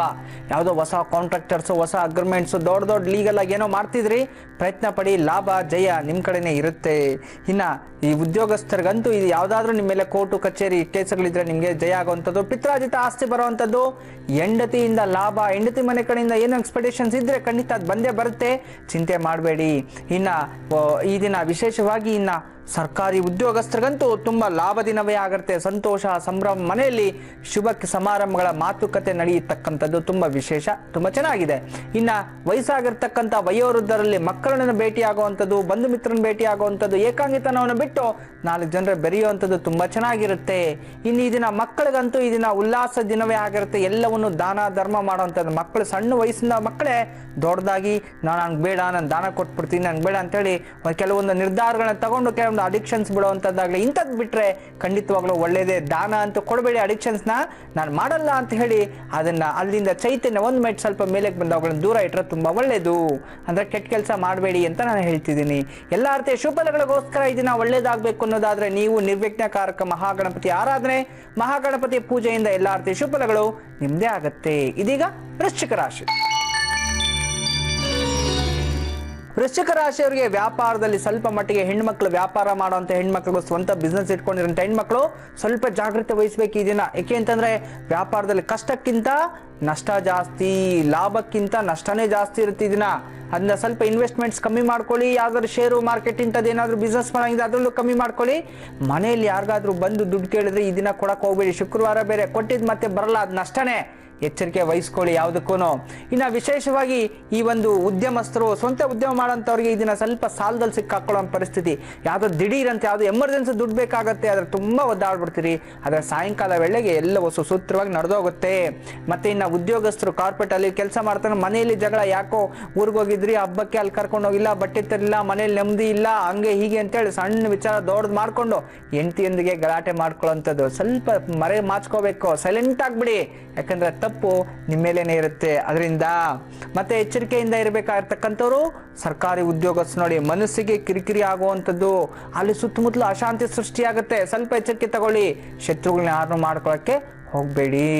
ಇನ್ನು ವಯಸ್ಸಾಗಿರ್ತಕ್ಕಂಥ ವಯೋವೃದ್ಧರಲ್ಲಿ ಸ್ವಲ್ಪ ಅಶಾಂತಿಯ ವಾತಾವರಣ, ಮಕ್ಕಳಿಂದ ನೆಮ್ಮದಿ ಹಾಳಾಗಿದೆ, ಯಾರನ್ನೋ ನಂಬಿದೆ, ದುಡ್ಡು ಕೊಟ್ಟಿದ್ದೆ, ಹಿಂಗೆ ಸತ್ತೋಗ್ಬಿಟ್ಟ ಅಥವಾ ಮನೆ ಬಿಟ್ಟು ಹೋಗ್ಬಿಟ್ಟ, ಊರೋಗ್ಬಿಟ್ಟ, ಕೊಡಲ್ಲ ಅಂತಾನೆ, ಏನಪ್ಪ ಮಾಡಲಿ, ನಮ್ಗೆ ಯಾರು ಸಪೋರ್ಟ್ ಇಲ್ವಾ ಅಂತೇಳಿ ಮನ್ಸಿಗೆ ಸ್ವಲ್ಪ ಅಶಾಂತಿ ತಗೊಳ್ಳುವಂಥ ದಿನ ಆಗಿರುತ್ತೆ. ಜಾಗೃತೆ ವಹಿಸಬೇಕು. ಮತ್ತೆ ಇನ್ನು ಮಕ್ಕಳ ವಿಚಾರದಲ್ಲಿ ಈ ದಿನ ಚೆನ್ನಾಗಿರತಕ್ಕಂಥ ದಿನ. ದೂರದ ಪ್ರಯಾಣ, ದೂರದ ಕ್ಷೇತ್ರಕ್ಕೆ ಹೋಗುವಂಥದ್ದು, ತೀರ್ಥಕ್ಷೇತ್ರ, ಫ್ರೆಂಡ್ಸ್ ಜೊತೆ ಎಲ್ಲಾದ್ರೂ ಹೋಗಿ ಬರುವಂಥದ್ದು, ಟ್ರಿಪ್ ಹೋಗಿ ಬರುವಂಥದ್ದು, ಯಾವುದೋ ಡ್ಯಾನ್ಸ್ ಪ್ರಾಕ್ಟೀಸ್ ಮಾಡೋಂಥ ಇಂಥದ್ದು ಯಾವುದೋ ಹೊಸದ ಕಡೆಗೆ ಸ್ವಲ್ಪ ಗಮನ ಹರಿಸ್ತಿದ್ರಿ, ಒಳ್ಳೇದೇ. ಅದು ಎಷ್ಟು ಒಳ್ಳೇದು ಎಷ್ಟು ಕೆಟ್ಟದ್ದು ಅಂತ ಯೋಚನೆ ಮಾಡಿ ಹಿರಿಯರ ಒಂದು ಅನುಜ್ಞೆ ತಗೊಂಡು, ಅಂತಂದ್ರೆ ಅನುಜ್ಞೆ ಅಂತಂದ್ರೆ ಹಿರಿಯರ ಒಂದು ಮಾತುಕತೆ ಮಾಡಿಕೊಂಡು ಅವರ ಒಂದು ಪರ್ಮಿಷನ್ ತಗೊಂಡು ನೀವೇನೇ ಕೆಲಸ ಮಾಡಿ ಒಳ್ಳೇದೇ ಆಗುತ್ತೆ. ಮತ್ತಷ್ಟು ಶುಭಫಲಗಳಿಗೋಸ್ಕರ ಈ ದಿನ ನೀವು ಮಾಡಬೇಕಾಗಿರತಕ್ಕಂಥದ್ದು ಹನುಮಂತನ ಪೂಜೆ, ಹನುಮನ ಆರಾಧನೆ, ಆಂಜನೇಯ ಸ್ವಾಮಿಯ ಸ್ಮರಣೆಯಿಂದ ಎಲ್ಲ ರೀತಿ ಶುಭಫಲಗಳು ನಿಮ್ಮದೇ ಆಗುತ್ತೆ. ಇದೀಗ ಧನುರಾಶಿ. ಧನುರಾಶಿ ಹೆಣ್ಣು ಮಕ್ಕಳಿಗೆ ಈ ದಿನ ಸಕಲ ಕಾರ್ಯದಲ್ಲೂ ಜಯ ಆಗುವಂಥದ್ದು. ನೋಡಿ, ಜಯ ಸಿಗ್ತಿದೆ. ಪೂರ್ವ ಜನ್ಮದ ಪುಣ್ಯ ಫಲ, ಏನೇ ಕೆಲಸ ಮಾಡಿ ಜಯ. ಬೇರೆಯವರಿಗೆ ಮೋಸ ಮಾತ್ರ ಮಾಡಕ್ಕೆ ಹೋಗ್ಬೇಡಿ, ಜಯ ಸಿಗುತ್ತೆ ಅಂತ. ಒಳ್ಳೆ ಕೆಲಸದನ್ನ ಮಾಡಬೇಕು, ಒಳ್ಳೆದನ್ನೇ ಬಯಸಬೇಕು, ಒಳ್ಳೆದನ್ನೇ ಮಾತಾಡಬೇಕು. ಯಾವತ್ತು 4 ಜನಕ್ಕೆ ನಾವು ಒಳ್ಳೇದು ಮಾಡಿದ್ದೀವಿ ಅಂತಂದ್ರೆ, ನಮ್ಮಿಂದ 4 ಜನಕ್ಕೆ ಒಳ್ಳೇದಾಯ್ತು ಅಂದ್ರೆ ಖಂಡಿತ ನಮಗೆ ಇವತ್ತಲ್ಲ ನಾಳೆ ಅದು ಕಾಯುತ್ತೆ. ಶತ್ರು ದ್ವೇಷ ಮಾಡ್ಕೋಬೇಡಿ, ಒಳ್ಳೆದನ್ನೇ ಮಾಡಿ. ಇನ್ನು ಈ ಸ್ವಯಂ ಉದ್ಯೋಗಸ್ಥರಿಗೆ ಮನಸ್ಸಿಗೆ ಚಿಂತೆ, ಯಾವುದೋ ಸುಮಾರು ವರ್ಷಗಳಿಂದ ಕೋರ್ಟು ಕಚೇರಿಯಲ್ಲಿತ್ತು, ಅದು ಜಯ ಇದನ್ನ ಸಿಕ್ಬಿಡುತ್ತೆ. ನಿಮ್ಮ ಕಡೆಗೆ ಅನುಕೂಲ ಆಗುತ್ತೆ. ಪಿತ್ರಾರ್ಜಿತ ಆಸ್ತಿ ಬರ್ತಾ ಇದೆ, ತುಂಬ ಚೆನ್ನಾಗಿದೆ. ಇನ್ನು ಉದ್ಯೋಗಸ್ಥರಿಗಂತೂ ಈ ದಿನ ತುಂಬ ಚೆನ್ನಾಗಿರ್ತಕ್ಕಂಥದ್ದು. ಶುಭ ಸಮಾರಂಭಗಳ ವೀಕ್ಷಣೆ, ದೂರದ ದಿಢೀರ್ ಪ್ರವಾಸ ಸಂಭವ, ಸ್ನೇಹಿತರ ಜೊತೆ ಎಲ್ಲ ಹೋಗುವಂಥ ಪ್ಲಾನು ತುಂಬ ಚೆನ್ನಾಗಿದೆ, ಹೋಗಿ ಬನ್ನಿ. ಆದರೆ ಹೆಂಡತಿನ ಒಂದು ಪರ್ಮಿಷನ್ ಕೇಳ್ಬಿಟ್ಟು ಇಲ್ಲ ಅಂತಂದ್ರೆ ಮನೆಯಲ್ಲಿ ಮಹಾಭಾರತ ರಾಮಾಯಣ ಶುರುವಾಗುತ್ತೆ, ಜಾಗ್ರತೆ ವಹಿಸಿ. ಇನ್ನು ಸರ್ಕಾರಿ ಉದ್ಯೋಗಸ್ಥರಿಗಂತೂ ಉದ್ಯೋಗದಲ್ಲಿ ಪ್ರಗತಿ ಆಗ್ತಿದೆ, ಆದರೆ ಯಾವುದೋ ಒಂದು ಹೆಣ್ಣಿನಿಂದ ತೊಂದರೆಗಳು ಅನುಭವಿಸುವಂಥ ಪರಿಸ್ಥಿತಿಗಳು ಬರುತ್ತೆ, ಎಚ್ಚರಿಕೆ ವಹಿಸಿ. ವಯಸ್ಸಾಗಿರ್ತಕ್ಕಂಥ ವಯೋವೃದ್ಧರಲ್ಲಿ ಈ ದಿನ ತುಂಬ ಚೆನ್ನಾಗಿರ್ತಕ್ಕಂಥದ್ದು. ನೋಡಿ, ಈ ದಿನ ತುಂಬ ಚೆನ್ನಾಗಿದೆ. ಯಾವುದೋ ಒಂದು ಮಕ್ಕಳಿಗೋಸ್ಕರ ಏನೋ ಅಂತ ಹೊಸ ವಸ್ತು ಖರೀದಿ, ಆಭರಣ ಖರೀದಿ, ಆಸ್ತಿ ಖರೀದಿ ಇಂಥದ್ದೇನೋ ಮಾಡ್ತಿದ್ರಿ, ಒಟ್ಟಲ್ಲಿ ಚೆನ್ನಾಗಿದೆ. ಯಾವುದಾದ್ರೂ ಒಳ್ಳೆ ಕೆಲಸ ಮಾಡಿ, ಒಳ್ಳೇದೇ ಆಗುತ್ತೆ. ಇನ್ನು ಮಕ್ಕಳಿಗಂತೂ ಈ ದಿನ ಶುಭ ದಿನವೇ ಆಗಿರುತ್ತೆ. ಮಕ್ಕಳು ಏನೇ ಕೆಲಸ ಮಾಡಲಿ, ಕ್ರೀಡಾಪಟುಗಳಿಗೆ ಅಂತೂ ಈ ದಿನ ಲಾಭದಾಯಕವಾಗಿರ್ತಕ್ಕಂಥ ದಿನ. ಮತ್ತಷ್ಟು ಪ್ರಾಕ್ಟೀಸ್ ಮಾಡೋದ್ರಿಂದ ಉನ್ನತ ಸ್ಥಾನ, ಒಳ್ಳೆ ಹೆಸರು ಪಡೆಯುವಂಥ ದಿನ ಆಗಿರುತ್ತೆ. ಈ ದಿನ ಜಯ ನಿಮ್ಮದೇ. ಇನ್ನು ವಿಶೇಷವಾಗಿ ಈ ದಿನ ನೀವು ಮಾಡಬೇಕಾಗಿರ್ತಕ್ಕಂಥದ್ದು ಸುಬ್ರಹ್ಮಣ್ಯ ಸ್ವಾಮಿ ಅಷ್ಟೋತ್ರ, ಸುಬ್ರಹ್ಮಣ್ಯ ಆರಾಧನೆ, ನಾಗ ಆರಾಧನೆ, ಸುಬ್ರಹ್ಮಣ್ಯ ಸ್ವಾಮಿ ಪೂಜೆಯಿಂದ ಮತ್ತಷ್ಟು ವಿಶೇಷವಾದ ಫಲಗಳು ನಿಮ್ಮದೇ ಆಗುತ್ತೆ. ಇದೀಗ ಮಕರ ರಾಶಿ. ಮಕರ ರಾಶಿಯ ಹೆಣ್ಣು ಮಕ್ಕಳಿಗಿನ್ನ ಶತ್ರುಗಳಿಂದ ತೊಂದರೆ ಆಗುವಂಥದ್ದು, ಜಾಗೃತಿ ವಹಿಸಬೇಕು. ಶತ್ರುಗಳು ತೊಂದರೆ ಮಾಡಿದ್ದಾರೆ ಅಂತೇಳಿ ನೀವು ಅವ್ರನ್ನ ತೊಂದರೆ ಮಾಡಕ್ಕೆ ಹೋಗಬೇಡಿ. ನೀವು ಎಚ್ಚರಿಕೆ ಹೇಳಿ, ಶತ್ರುಗಳು ಬರ್ತಿದ್ದಾರೆ. ಹೆಣ್ಣು ಮಕ್ಕಳು ವಿಶೇಷವಾಗಿ ಸ್ವಲ್ಪ ಎಚ್ಚರಿಕೆ ವಹಿಸಿ. ನೋಡಿ, ನಿಮ್ಮ ಎದುರುಗಡೆ ಒಂದು ಮಾತಾಡ್ತಾರೆ, ಹಿಂದೆ ಒಂದು ಮಾತಾಡ್ತಿದ್ದಾರೆ, ಯಾರೋ ಬಂದು ನಿಮ್ಮ ಮೇಲೆ ಏನೋ ಮಾಡ್ತಿದ್ದಾರೆ, ತೊಂದರೆ ಮಾಡ್ತಿದ್ದಾರೆ ಅಂತೇಳಿ ನಿಮಗೂ ಗೊತ್ತಾಗುತ್ತೆ. ಆದರೂ ಅವ್ರ ಜೊತೆ ಎಚ್ಚರಿಕೆಯಿಂದ ಎಲ್ಲೇ ಹೋಗ್ಬೇಕಾದ್ರೂ ಏನೇ ಮಾತಾಡ್ಬೇಕಾದ್ರೂ ಎಚ್ಚರಿಕೆಯಿಂದ ಈ ಕಡೆಯಿಂದ ಆ ಕಡೆ, ಆ ಕಡೆಯಿಂದ ಈ ಕಡೆ ಹೇಳಿ ತಂದಿಕ್ಕೋ ಜನ ಜಾಸ್ತಿ ಇರ್ತಾರೆ. ಎಚ್ಚರಿಕೆ ವಹಿಸಬೇಕು. ಮತ್ತೆ ಕುಟುಂಬದಲ್ಲಿ ಈ ಉದ್ಯಮಸ್ಥರಿಗೆ ಕುಟುಂಬದಲ್ಲಿ ಕಲಹ, ಮಕ್ಕಳಿಂದ ನೆಮ್ಮದಿ ಹಾಳಾಗುತ್ತೆ, ಹೆಂಡತಿಯಿಂದ ನೆಮ್ಮದಿ ಹಾಳಾಗುವಂಥದ್ದು. ಯಾಕೋ ನಾನು ಇಷ್ಟು ಕಷ್ಟಪಡ್ತೀನಲ್ಲ, ನನ್ನ ಮಕ್ಕಳಿಂದ ನಂಗೆ ನೆಮ್ಮದಿ ಸಿಗ್ತಿಲ್ಲ, ಹೆಂಡತಿಯಿಂದ ನೆಮ್ಮದಿ ಸಿಗ್ತಿಲ್ವಲ್ಲ ಅಂತ ಹೇಳಿ ಮನ್ಸಿಗೆ ಬೇಜಾರು ಮಾಡ್ಕೊಳ್ಳುವಂಥ ಸಂಭವಗಳು ಬಂದ್ಬಿಡುತ್ತೆ. ಇನ್ನು ಸ್ವಯಂ ಉದ್ಯೋಗಸ್ಥರ ಬಿಟ್ಟು ಉದ್ಯೋಗ ಮಾಡ್ತಕ್ಕಂಥವ್ರು, ಕಾರ್ಪೊರೇಟಲ್ಲಿ ಇಲ್ಲಿ ಕೆಲಸ ಮಾಡ್ತಕ್ಕಂಥವ್ರಿಗೆ ಯಾವುದೋ ಸಾಲದಲ್ಲಿ ನೋಡಿ ಸಂಬಳ ಬಂತು, ಆದರೆ ಬಂದಿದ್ದೆಲ್ಲ ಎತ್ಕೊಂಡೋಗಿ ಸಾಲಕ್ಕೆ ತುಂಬಕ್ಕಾಗೋಯ್ತಲ್ಲ ಅಂಥೇಳಿ ತೊಂದರೆಗಳಾಗುವಂಥದ್ದು. ಯಾವುದೋ ಕಮಿಟ್ಮೆಂಟ್ ಇಟ್ಕೊಂಡ್ಬಿಟ್ಟಿರೋ ದೊಡ್ಡ ಕಮಿಟ್ಮೆಂಟೇ, ಅಥವಾ ಬರ್ತಾ ಇರ್ತಕ್ಕಂಥ ಹಣ ಸಾಲ್ತಾ ಇಲ್ಲ, ಇನ್ನು ಸ್ವಲ್ಪ ಸಾಲ ಮಾಡಿದ್ರ ಜೊತೆ ಸೇರಿಸಿ ಅವ್ರು ಕೊಟ್ಬೇಡ, ಇಂಥದ್ದು ಏನೋ ಪ್ಲಾನ್ ಮಾಡ್ತಕ್ಕಂಥದ್ದು. ಆದರೆ ಏನೇ ಮಾಡಿ ಸ್ವಲ್ಪ ಹಿರಿಯರ ಒಂದು ಅನುಗ್ರಹ ಪಡ್ಕೊಳ್ಳಿ, ಹಿರಿಯರ ಹತ್ರ ಒಂದು ಚರ್ಚೆ ಮಾಡಿ, ಒಂದು ಮಾತುಕತೆ ಮಾಡ್ಕೊಳ್ಳಿ, ಒಳ್ಳೇದೇ ಆಗುತ್ತೆ. ಇನ್ನು ಸರ್ಕಾರಿ ಉದ್ಯೋಗಸ್ಥರಿಗೆ ಮನಸ್ಸಿಗೆ ಅಶಾಂತಿ ದಿನ. ಈ ದಿನ ಯಾಕೋ ಲವಲವಿಕೆ ಕೆಲ್ಸಕ್ಕೆ ಹೋಗ್ಬೇಕಾ ಬೇಡವಾ, ಹೋದ್ರೆ ಏನು, ಅಯ್ಯೋ ಈ ದಿನ ಒಂದು ಇದ್ಬೇಡ, ರಜಾ ಹಾಕೋಣ, CL ಇದೆಯಲ್ಲ ಹೆಂಗೋ ಅಪ್ಲೈ ಮಾಡ್ಬೇಡ ಅಂತೇಳಿ ಈ ರೀತಿ ಎಲ್ಲ ಯೋಚನೆ ಮಾಡ್ತೀರಿ. ಬೇಡ, ನೀವು ಕೆಲ್ಸಕ್ಕೆ ಹೋಗಿ. ಯಾಕಂದ್ರೆ ಆಲ್ರೆಡಿ ಟೈಮ್ ಸರಿ ಇಲ್ಲ, ನಿಮ್ಮ ಮೇಲೆ ಸಾಕಷ್ಟು ನೋಂದಾಣಿಕೆಗಳು ಅಲ್ಲಿ ಬೇಕಾದಷ್ಟು ಬೇರೆ ರೀತಿಯಲ್ಲಿ ಏನೇನು ನಡೀತಿದೆ. ನೀವು ಅಲ್ಲಿ ಹೋಗಿ ತುಂಬ ಚುರುಕಿನಿಂದ ಕರೆಕ್ಟಾಗಿ ಕೆಲಸ ಮಾಡ್ಕೊಂಡಿದ್ರೆ ಮುಂದಿನ ದಿನ ಒಳ್ಳೇದೇ ಆಗುವಂಥದ್ದು. ಮತ್ತೆ ಇನ್ನ ವಯಸ್ಸಾಗಿರ್ತಕ್ಕಂಥ ವಯೋವೃದ್ಧರು ಸ್ವಲ್ಪ ಎಚ್ಚರಿಕೆ ವಹಿಸಬೇಕು. ಇಷ್ಟ ವಸ್ತುಗಳು ಕಳ್ಕೊಳ್ಳೋ ಅಂಥದ್ದು. ನೋಡಿ, ಆಸ್ತಿ ವಿಚಾರಗಳಲ್ಲಿ ಸ್ವಲ್ಪ ಜಾಗೃತೆ ಇರಿ. ಯಾಕೆಂತಂದ್ರೆ ಕೋರ್ಟು ಕಚೇರಿ ಏನಾದರೂ ಕೇಸುಗಳು ಹೊಸದಾಗ ಆಗಬೇಕು ಅಂದ್ರೆ ಸ್ವಲ್ಪ ಮುಂದೂಡಿ, ಇಲ್ಲ ಅಂತದ್ದು ಈ ದಿನ ಇದ್ರೂ ಸ್ವಲ್ಪ ಮುಂದೂಡ್ಕೊಳ್ಳಿ. ಯಾಕಂದ್ರೆ ನಿಮ್ಗೆ ಇದು ಸ್ವಲ್ಪ ಅಪಜಯಗಳ ಸಂಭವ ಜಾಸ್ತಿ ಇರೋದ್ರಿಂದ ಜಾಗೃತೆ ವಹಿಸಬೇಕು. ಇನ್ನು ಮಕ್ಕಳ ವಿಚಾರದಲ್ಲಿ ಸ್ವಲ್ಪ ವಾಹನದ ಗಂಡಾಂತರಗಳು ಕಾಣಿಸ್ತಿದೆ, ಸ್ವಲ್ಪ ಎಚ್ಚರಿಕೆ ಇರಿ. ರಾಶ್ ಡ್ರೈವ್ ಮಾಡಕ್ ಹೋಗ್ಬೇಡಿ. ಎಲ್ಲೋದ್ರೂ ಮನೇಲಿ ಹೇಳ್ಬಿಟ್ಟು ಹೋಗಿ, ಸುಳ್ಳು ಹೇಳ್ಬಿಟ್ಟು ಹೋಗ್ಬೇಡಿ, ನಿಜ ಹೇಳ್ಬಿಟ್ಟು ಹೋಗಿ. ಏನಾದ್ರೂ ಹೆಚ್ಚು ಕಮ್ಮಿ ಆದ್ರೆ ಅವ್ರು ಕರ್ಕೊಂಡ್ ಬರ್ತಾರೆ ನೇರವಾಗಿ ಬಂದು. ಇಲ್ಲ ಅಂತಂದ್ರೆ ಅದಕ್ಕೆ ಮತ್ತೊಂದು 100 ಸುಳ್ಳು ಹೇಳಿ ಎಲ್ಲದಕ್ಕೂ ತೊಂದರೆಗೆ ಸಿಕ್ಕಾಕೊಂಡ್ಬಿಡ್ತೀರಾ. ಅದರಿಂದ ಈ ದಿನ ಮಕ್ಕಳು ಯಾವುದೇ ಕಾರಣಕ್ಕೆ ಸುಳ್ಳು ಹೇಳ್ಬಾರ್ದು. ಈ ದಿನ ಅಲ್ಲ, ಯಾವತ್ತೂ ಸುಳ್ಳು ಹೇಳ್ಬೇಡಿ, ಒಳ್ಳೇದೇ ಹೇಳಿ, ನಿಜವನ್ನೇ ಮಾತಾಡಿ, ಮತ್ತಷ್ಟು ಒಳ್ಳೇದಾಗತ್ತೆ. ಇದನ್ನ ಎಲ್ಲ ಅರ್ಥ ಶುಭಗಳಿಗೋಸ್ಕರ ನೀವು ಆರಾಧನೆ ಮಾಡಬೇಕಾಗಿರ್ತಕ್ಕಂಥದ್ದು ವಿಷ್ಣು. ಓಂ ನಮೋ ನಾರಾಯಣ ಎಂಬ ಅಷ್ಟಾಕ್ಷರ ಮಂತ್ರ ವಿಷ್ಣುಗೆ ತುಳಸಿ ಅರ್ಚನೆ ಮಾಡ್ಕೊಳ್ಳೋದ್ರಿಂದ ಎಲ್ಲ ಅರ್ಥ ಶುಭಗಳು ನಿಮ್ದೇ ಆಗುತ್ತೆ. ಇದೀಗ ಕುಂಭರಾಶಿ. ಕುಂಭರಾಶಿಯವರಿಗೆ ಕುಟುಂಬದಲ್ಲಿ ಸಂತೋಷ, ಹೆಣ್ಣು ಮಕ್ಕಳಿಗೆ ತುಂಬಾ ಚೆನ್ನಾಗಿರ್ತಕ್ಕಂಥದ್ದು, ತುಂಬಾ ವಿಶೇಷವಾದ ದಿನನೇ ಆಗಿದೆ. ಎಲ್ಲ ರೀತಿಯಲ್ಲಿ ಅದೃಷ್ಟವಾದ ತರುವಂತ ದಿನ ಆಗಿದೆ. ಮತ್ತೆ ನೋಡಿ, ಸ್ವಯಂ ಉದ್ಯೋಗಸ್ಥರಿಗೆ ಹೊಸ ಬಂಧು ಮಿತ್ರರ ಆಗಮನ, ಮನೆಗೆ ಹೊಸ ಮಿತ್ರರು, ಹೊಸ ಕಂಪ್ನಿ ಟೈಅಪ್ ಆಗ್ತಿರುವಂಥದ್ದು ಯಾವುದು ತುಂಬಾ ಚೆನ್ನಾಗಿದೆ. ಮತ್ತೆ ಇನ್ನ ಉದ್ಯಮಸ್ಥರಿಗೆ ಬಿಟ್ಟು ಉದ್ಯೋಗ ಮಾಡ್ತಕ್ಕಂಥವ್ರಿಗೆ ಲಾಭ ಸಿಗುವಂಥದ್ದು, ನೋಡಿ ಪ್ರಮೋಷನ್ಸ್ ಆಗುವಂಥದ್ದು, ಇದರಲ್ಲಿ ಹೈಕ್ ಆಗುವಂಥದ್ದು, ಸಂಬಳ, ಇಂಥದ್ದು ಯಾವುದೋ ಗುಡ್ ನ್ಯೂಸ್ ಕಾದಿದೆ, ತುಂಬಾ ಚೆನ್ನಾಗಿದೆ. ಸರ್ಕಾರಿ ಉದ್ಯೋಗಸ್ಥರಿಗೆ ಉತ್ತಮ ಫಲಗಳು, ಪ್ರಮೋಷನ್ ಸಿಗುವಂತ ತುಂಬಾ ಚೆನ್ನಾಗಿರ್ತಕ್ಕಂಥದ್ದು. ಇನ್ನ ವಯಸ್ಸಾಗಿರ್ತಕ್ಕಂಥ ವಯೋವೃದ್ಧರಲ್ಲಿ ಆರೋಗ್ಯದಲ್ಲಿ ಪ್ರಗತಿ ತುಂಬಾ ಚೆನ್ನಾಗಿದೆ. ಮಕ್ಕಳ ವಿಚಾರದಲ್ಲೂ ಇಷ್ಟ ವಸ್ತು ಖರೀದಿ ಮಾಡುವಂಥದ್ದು, ಏನಾದ್ರೂ ಮಕ್ಕಳಿಗೆ ಏನಾದ್ರೂ ಕೊಡ್ಸಂಗಿದ್ರೆ ಕೊಡಿಸಿ, ಖಂಡಿತವಾಗ್ಲೂ ತುಂಬಾ ಒಳ್ಳೇದೇ ಆಗುತ್ತೆ. ಈ ದಿನ ಮತ್ತಷ್ಟು ಶುಭಫಲಗಳಿಗೋಸ್ಕರ ನೀವು ಮಾಡಬೇಕಾಗಿರ್ತಕ್ಕಂಥದ್ದು ದುರ್ಗಾದೇವಿ ಅಷ್ಟೋತ್ರ ಓದ್ಕೊಳ್ಳಿ, ಎಲ್ಲಾ ರೀತಿಯ ಶುಭಫಲಗಳು ನಿಮ್ದೇ ಆಗುತ್ತೆ. ಇದೀಗ ಕೊನೆಯದಾಗಿ ಮೀನರಾಶಿ. ಮೀನರಾಶಿಯವರಿಗೆ ಈ ದಿನ ಇಷ್ಟ ವಸ್ತು, ನೋಡಿ ಹೆಣ್ಣು ಮಕ್ಕಳಲ್ಲಿ ಇಷ್ಟ ವಸ್ತು ಕಳವು ಆಗುವಂಥದ್ದು, ಸ್ವಲ್ಪ ಜಾಗೃತಿ ವಹಿಸಬೇಕು.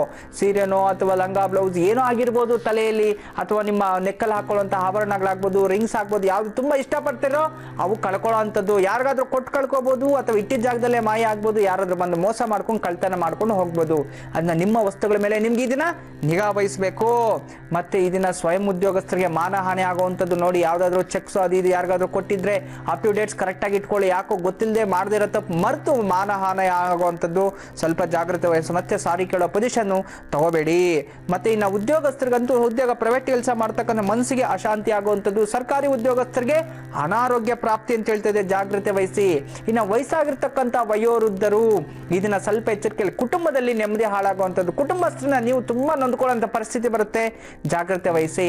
ಇನ್ನು ಮಕ್ಕಳು ಹೇಳ್ದೆ ಕೇಳದೆ ಎಲ್ಲಾದ್ರೂ ಮನೆ ಬಿಟ್ಟು ಹೋಗೋಣ, ಎಲ್ಲಾದ್ರೂ ಹೋಗ್ಬಿಡೋಣ, ಅಥವಾ ದೂರ ಒಂದ್ 2 ದಿನ ರಿಲ್ಯಾಕ್ಸ್ ಮಾಡ್ಕೊಂಬರೋಣ, ಮನೇಲಿ ಹೇಳ್ದೆ ಕೇಳ್ದೆ ಹೋಗೋಣ, ಇಂಥದ್ದೆಲ್ಲ ಇರುತ್ತೆ.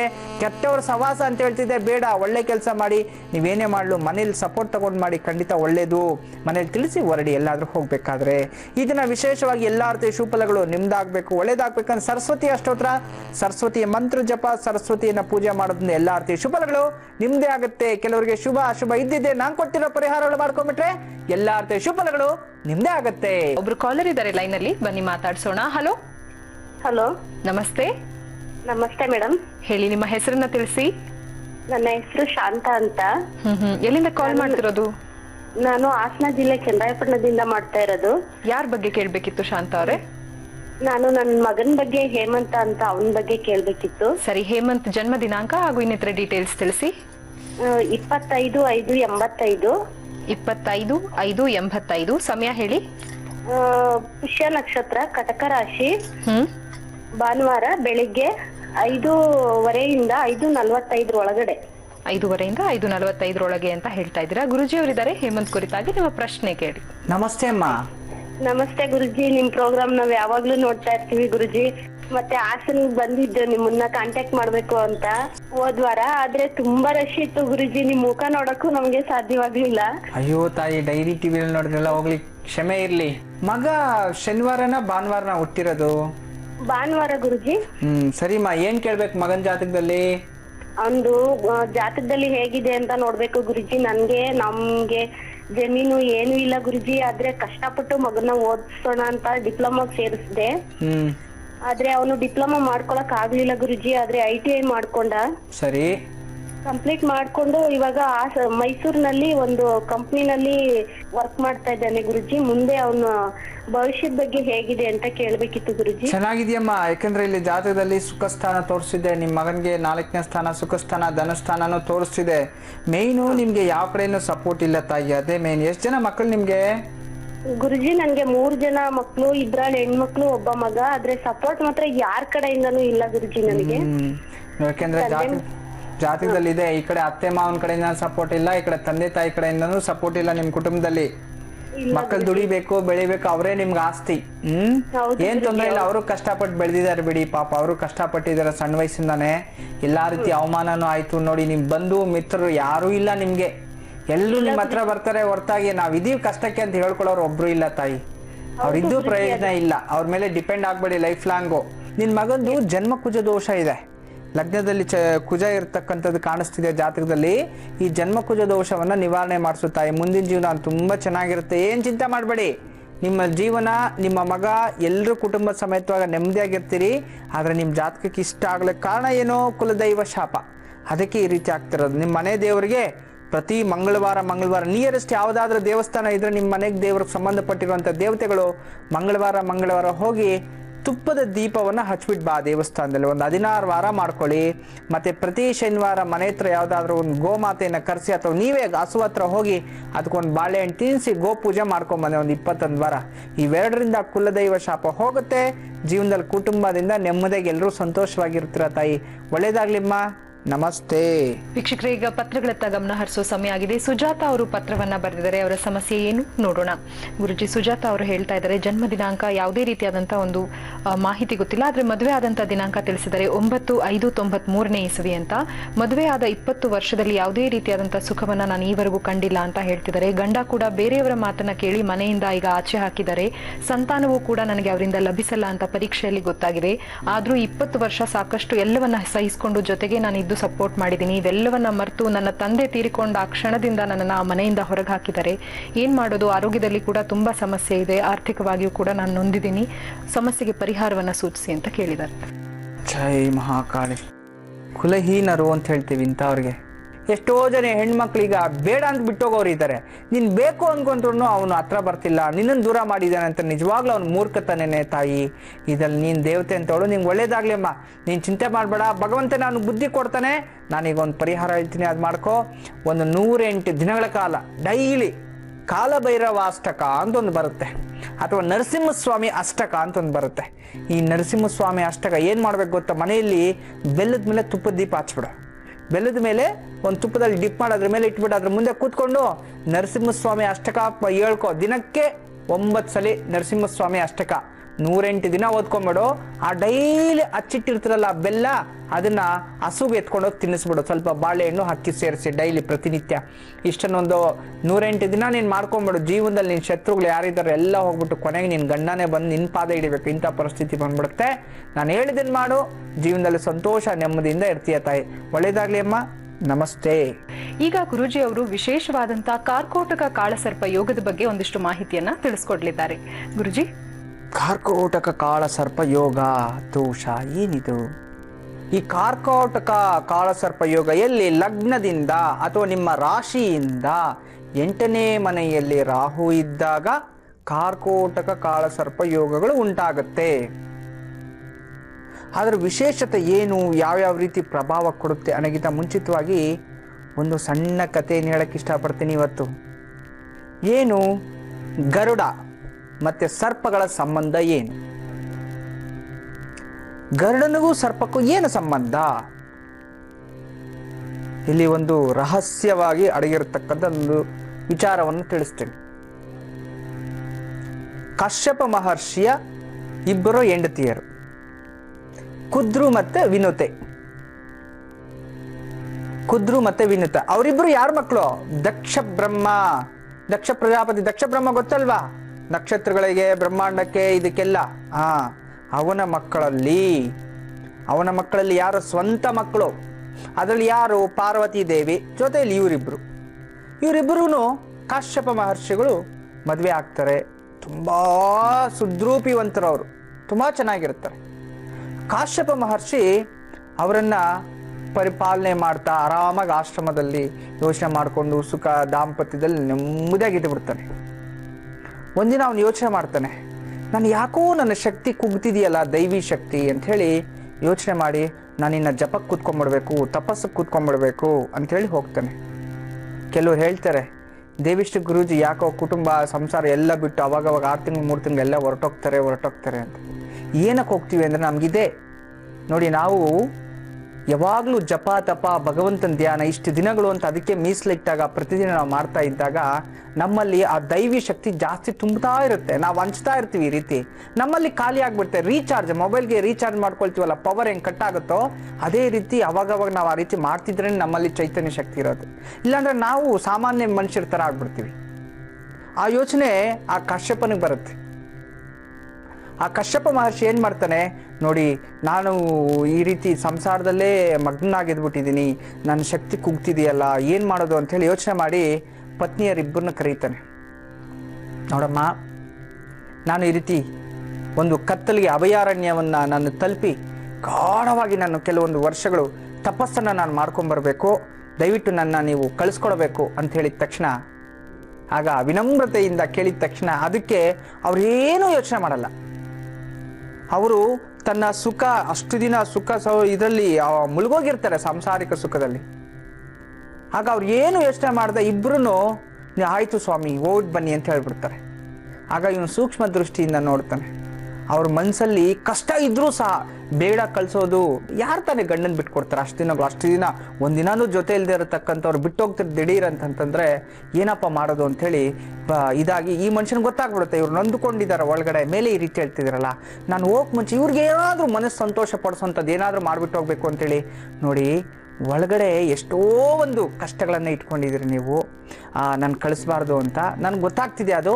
ಆದರೂ ಅದನ್ನು ಬೇಡ, ಒಳ್ಳೇದಾಗಲಿ, ನೀವು ಹೋಗಿ ಬನ್ನಿ ಅಂತ ನನ್ನ ಮನಸ್ತೃಪ್ತಿಗೋಸ್ಕರ ನೀವು ಹೇಳ್ತೀರ. ಅದ್ರ ಸಲುವಾಗಿ ನಿಮ್ಗೆ ಏನಾದರೂ ಒಂದು ಒಳ್ಳೆ ವರ ಕೊಡ್ತೀನಿ, ನಾನು ಹೋಗಕ್ಕೆ ಮುಂಚೆ ಬೆಳಗ್ಗೆನೆ ಕೇಳಬೇಕು, ನೀವು ನಾನು ನಾಳೆ ಕಳಿಸ್ಕೊಡ್ಬೇಕು ಅಂತ ಹೇಳ್ತಾರೆ. ಸರಿ ಅಂಥೇಳಿ ಹೋಗ್ತಾರೆ, ತಂಗ್ತಾರೆ. ಬೆಳಗಿನ ಜಾವ ಆಯಿತು, ಎಚ್ಚರ ಆದರೂ ಎದ್ದೇಳಿದ್ರು, ಸ್ನಾನ ಸಂಧ್ಯಾವನೆಗಳು ಮಾಡಿದ್ರು. ಈ ಮನುಷ್ಯ ಎಲ್ಲ ರೆಡಿ ಮಾಡ್ಕೊಂಡ ಹೋಗೋದಕ್ಕೆ ಬಂದರು. ಮೊದಲು ಕುದ್ರುವನ್ನು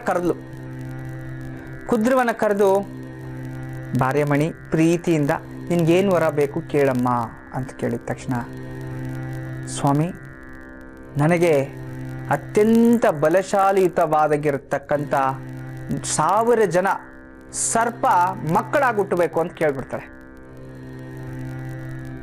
ಅಂದ್ರೆ ಸರ್ಪಗಳೇ ನನ್ನ ಮಕ್ಕಳಾಗಬೇಕು, 1000 ಮಕ್ಕಳು ಬೇಕು ನನ್ಗಷ್ಟೇ. ತಥಾಸ್ತು ಕೊಟ್ರು. ಇನ್ನು ಕುದ್ರು. ನೆಕ್ಸ್ಟ್ ಅದಾದ್ಮೇಲೆ ವನಿತೆ.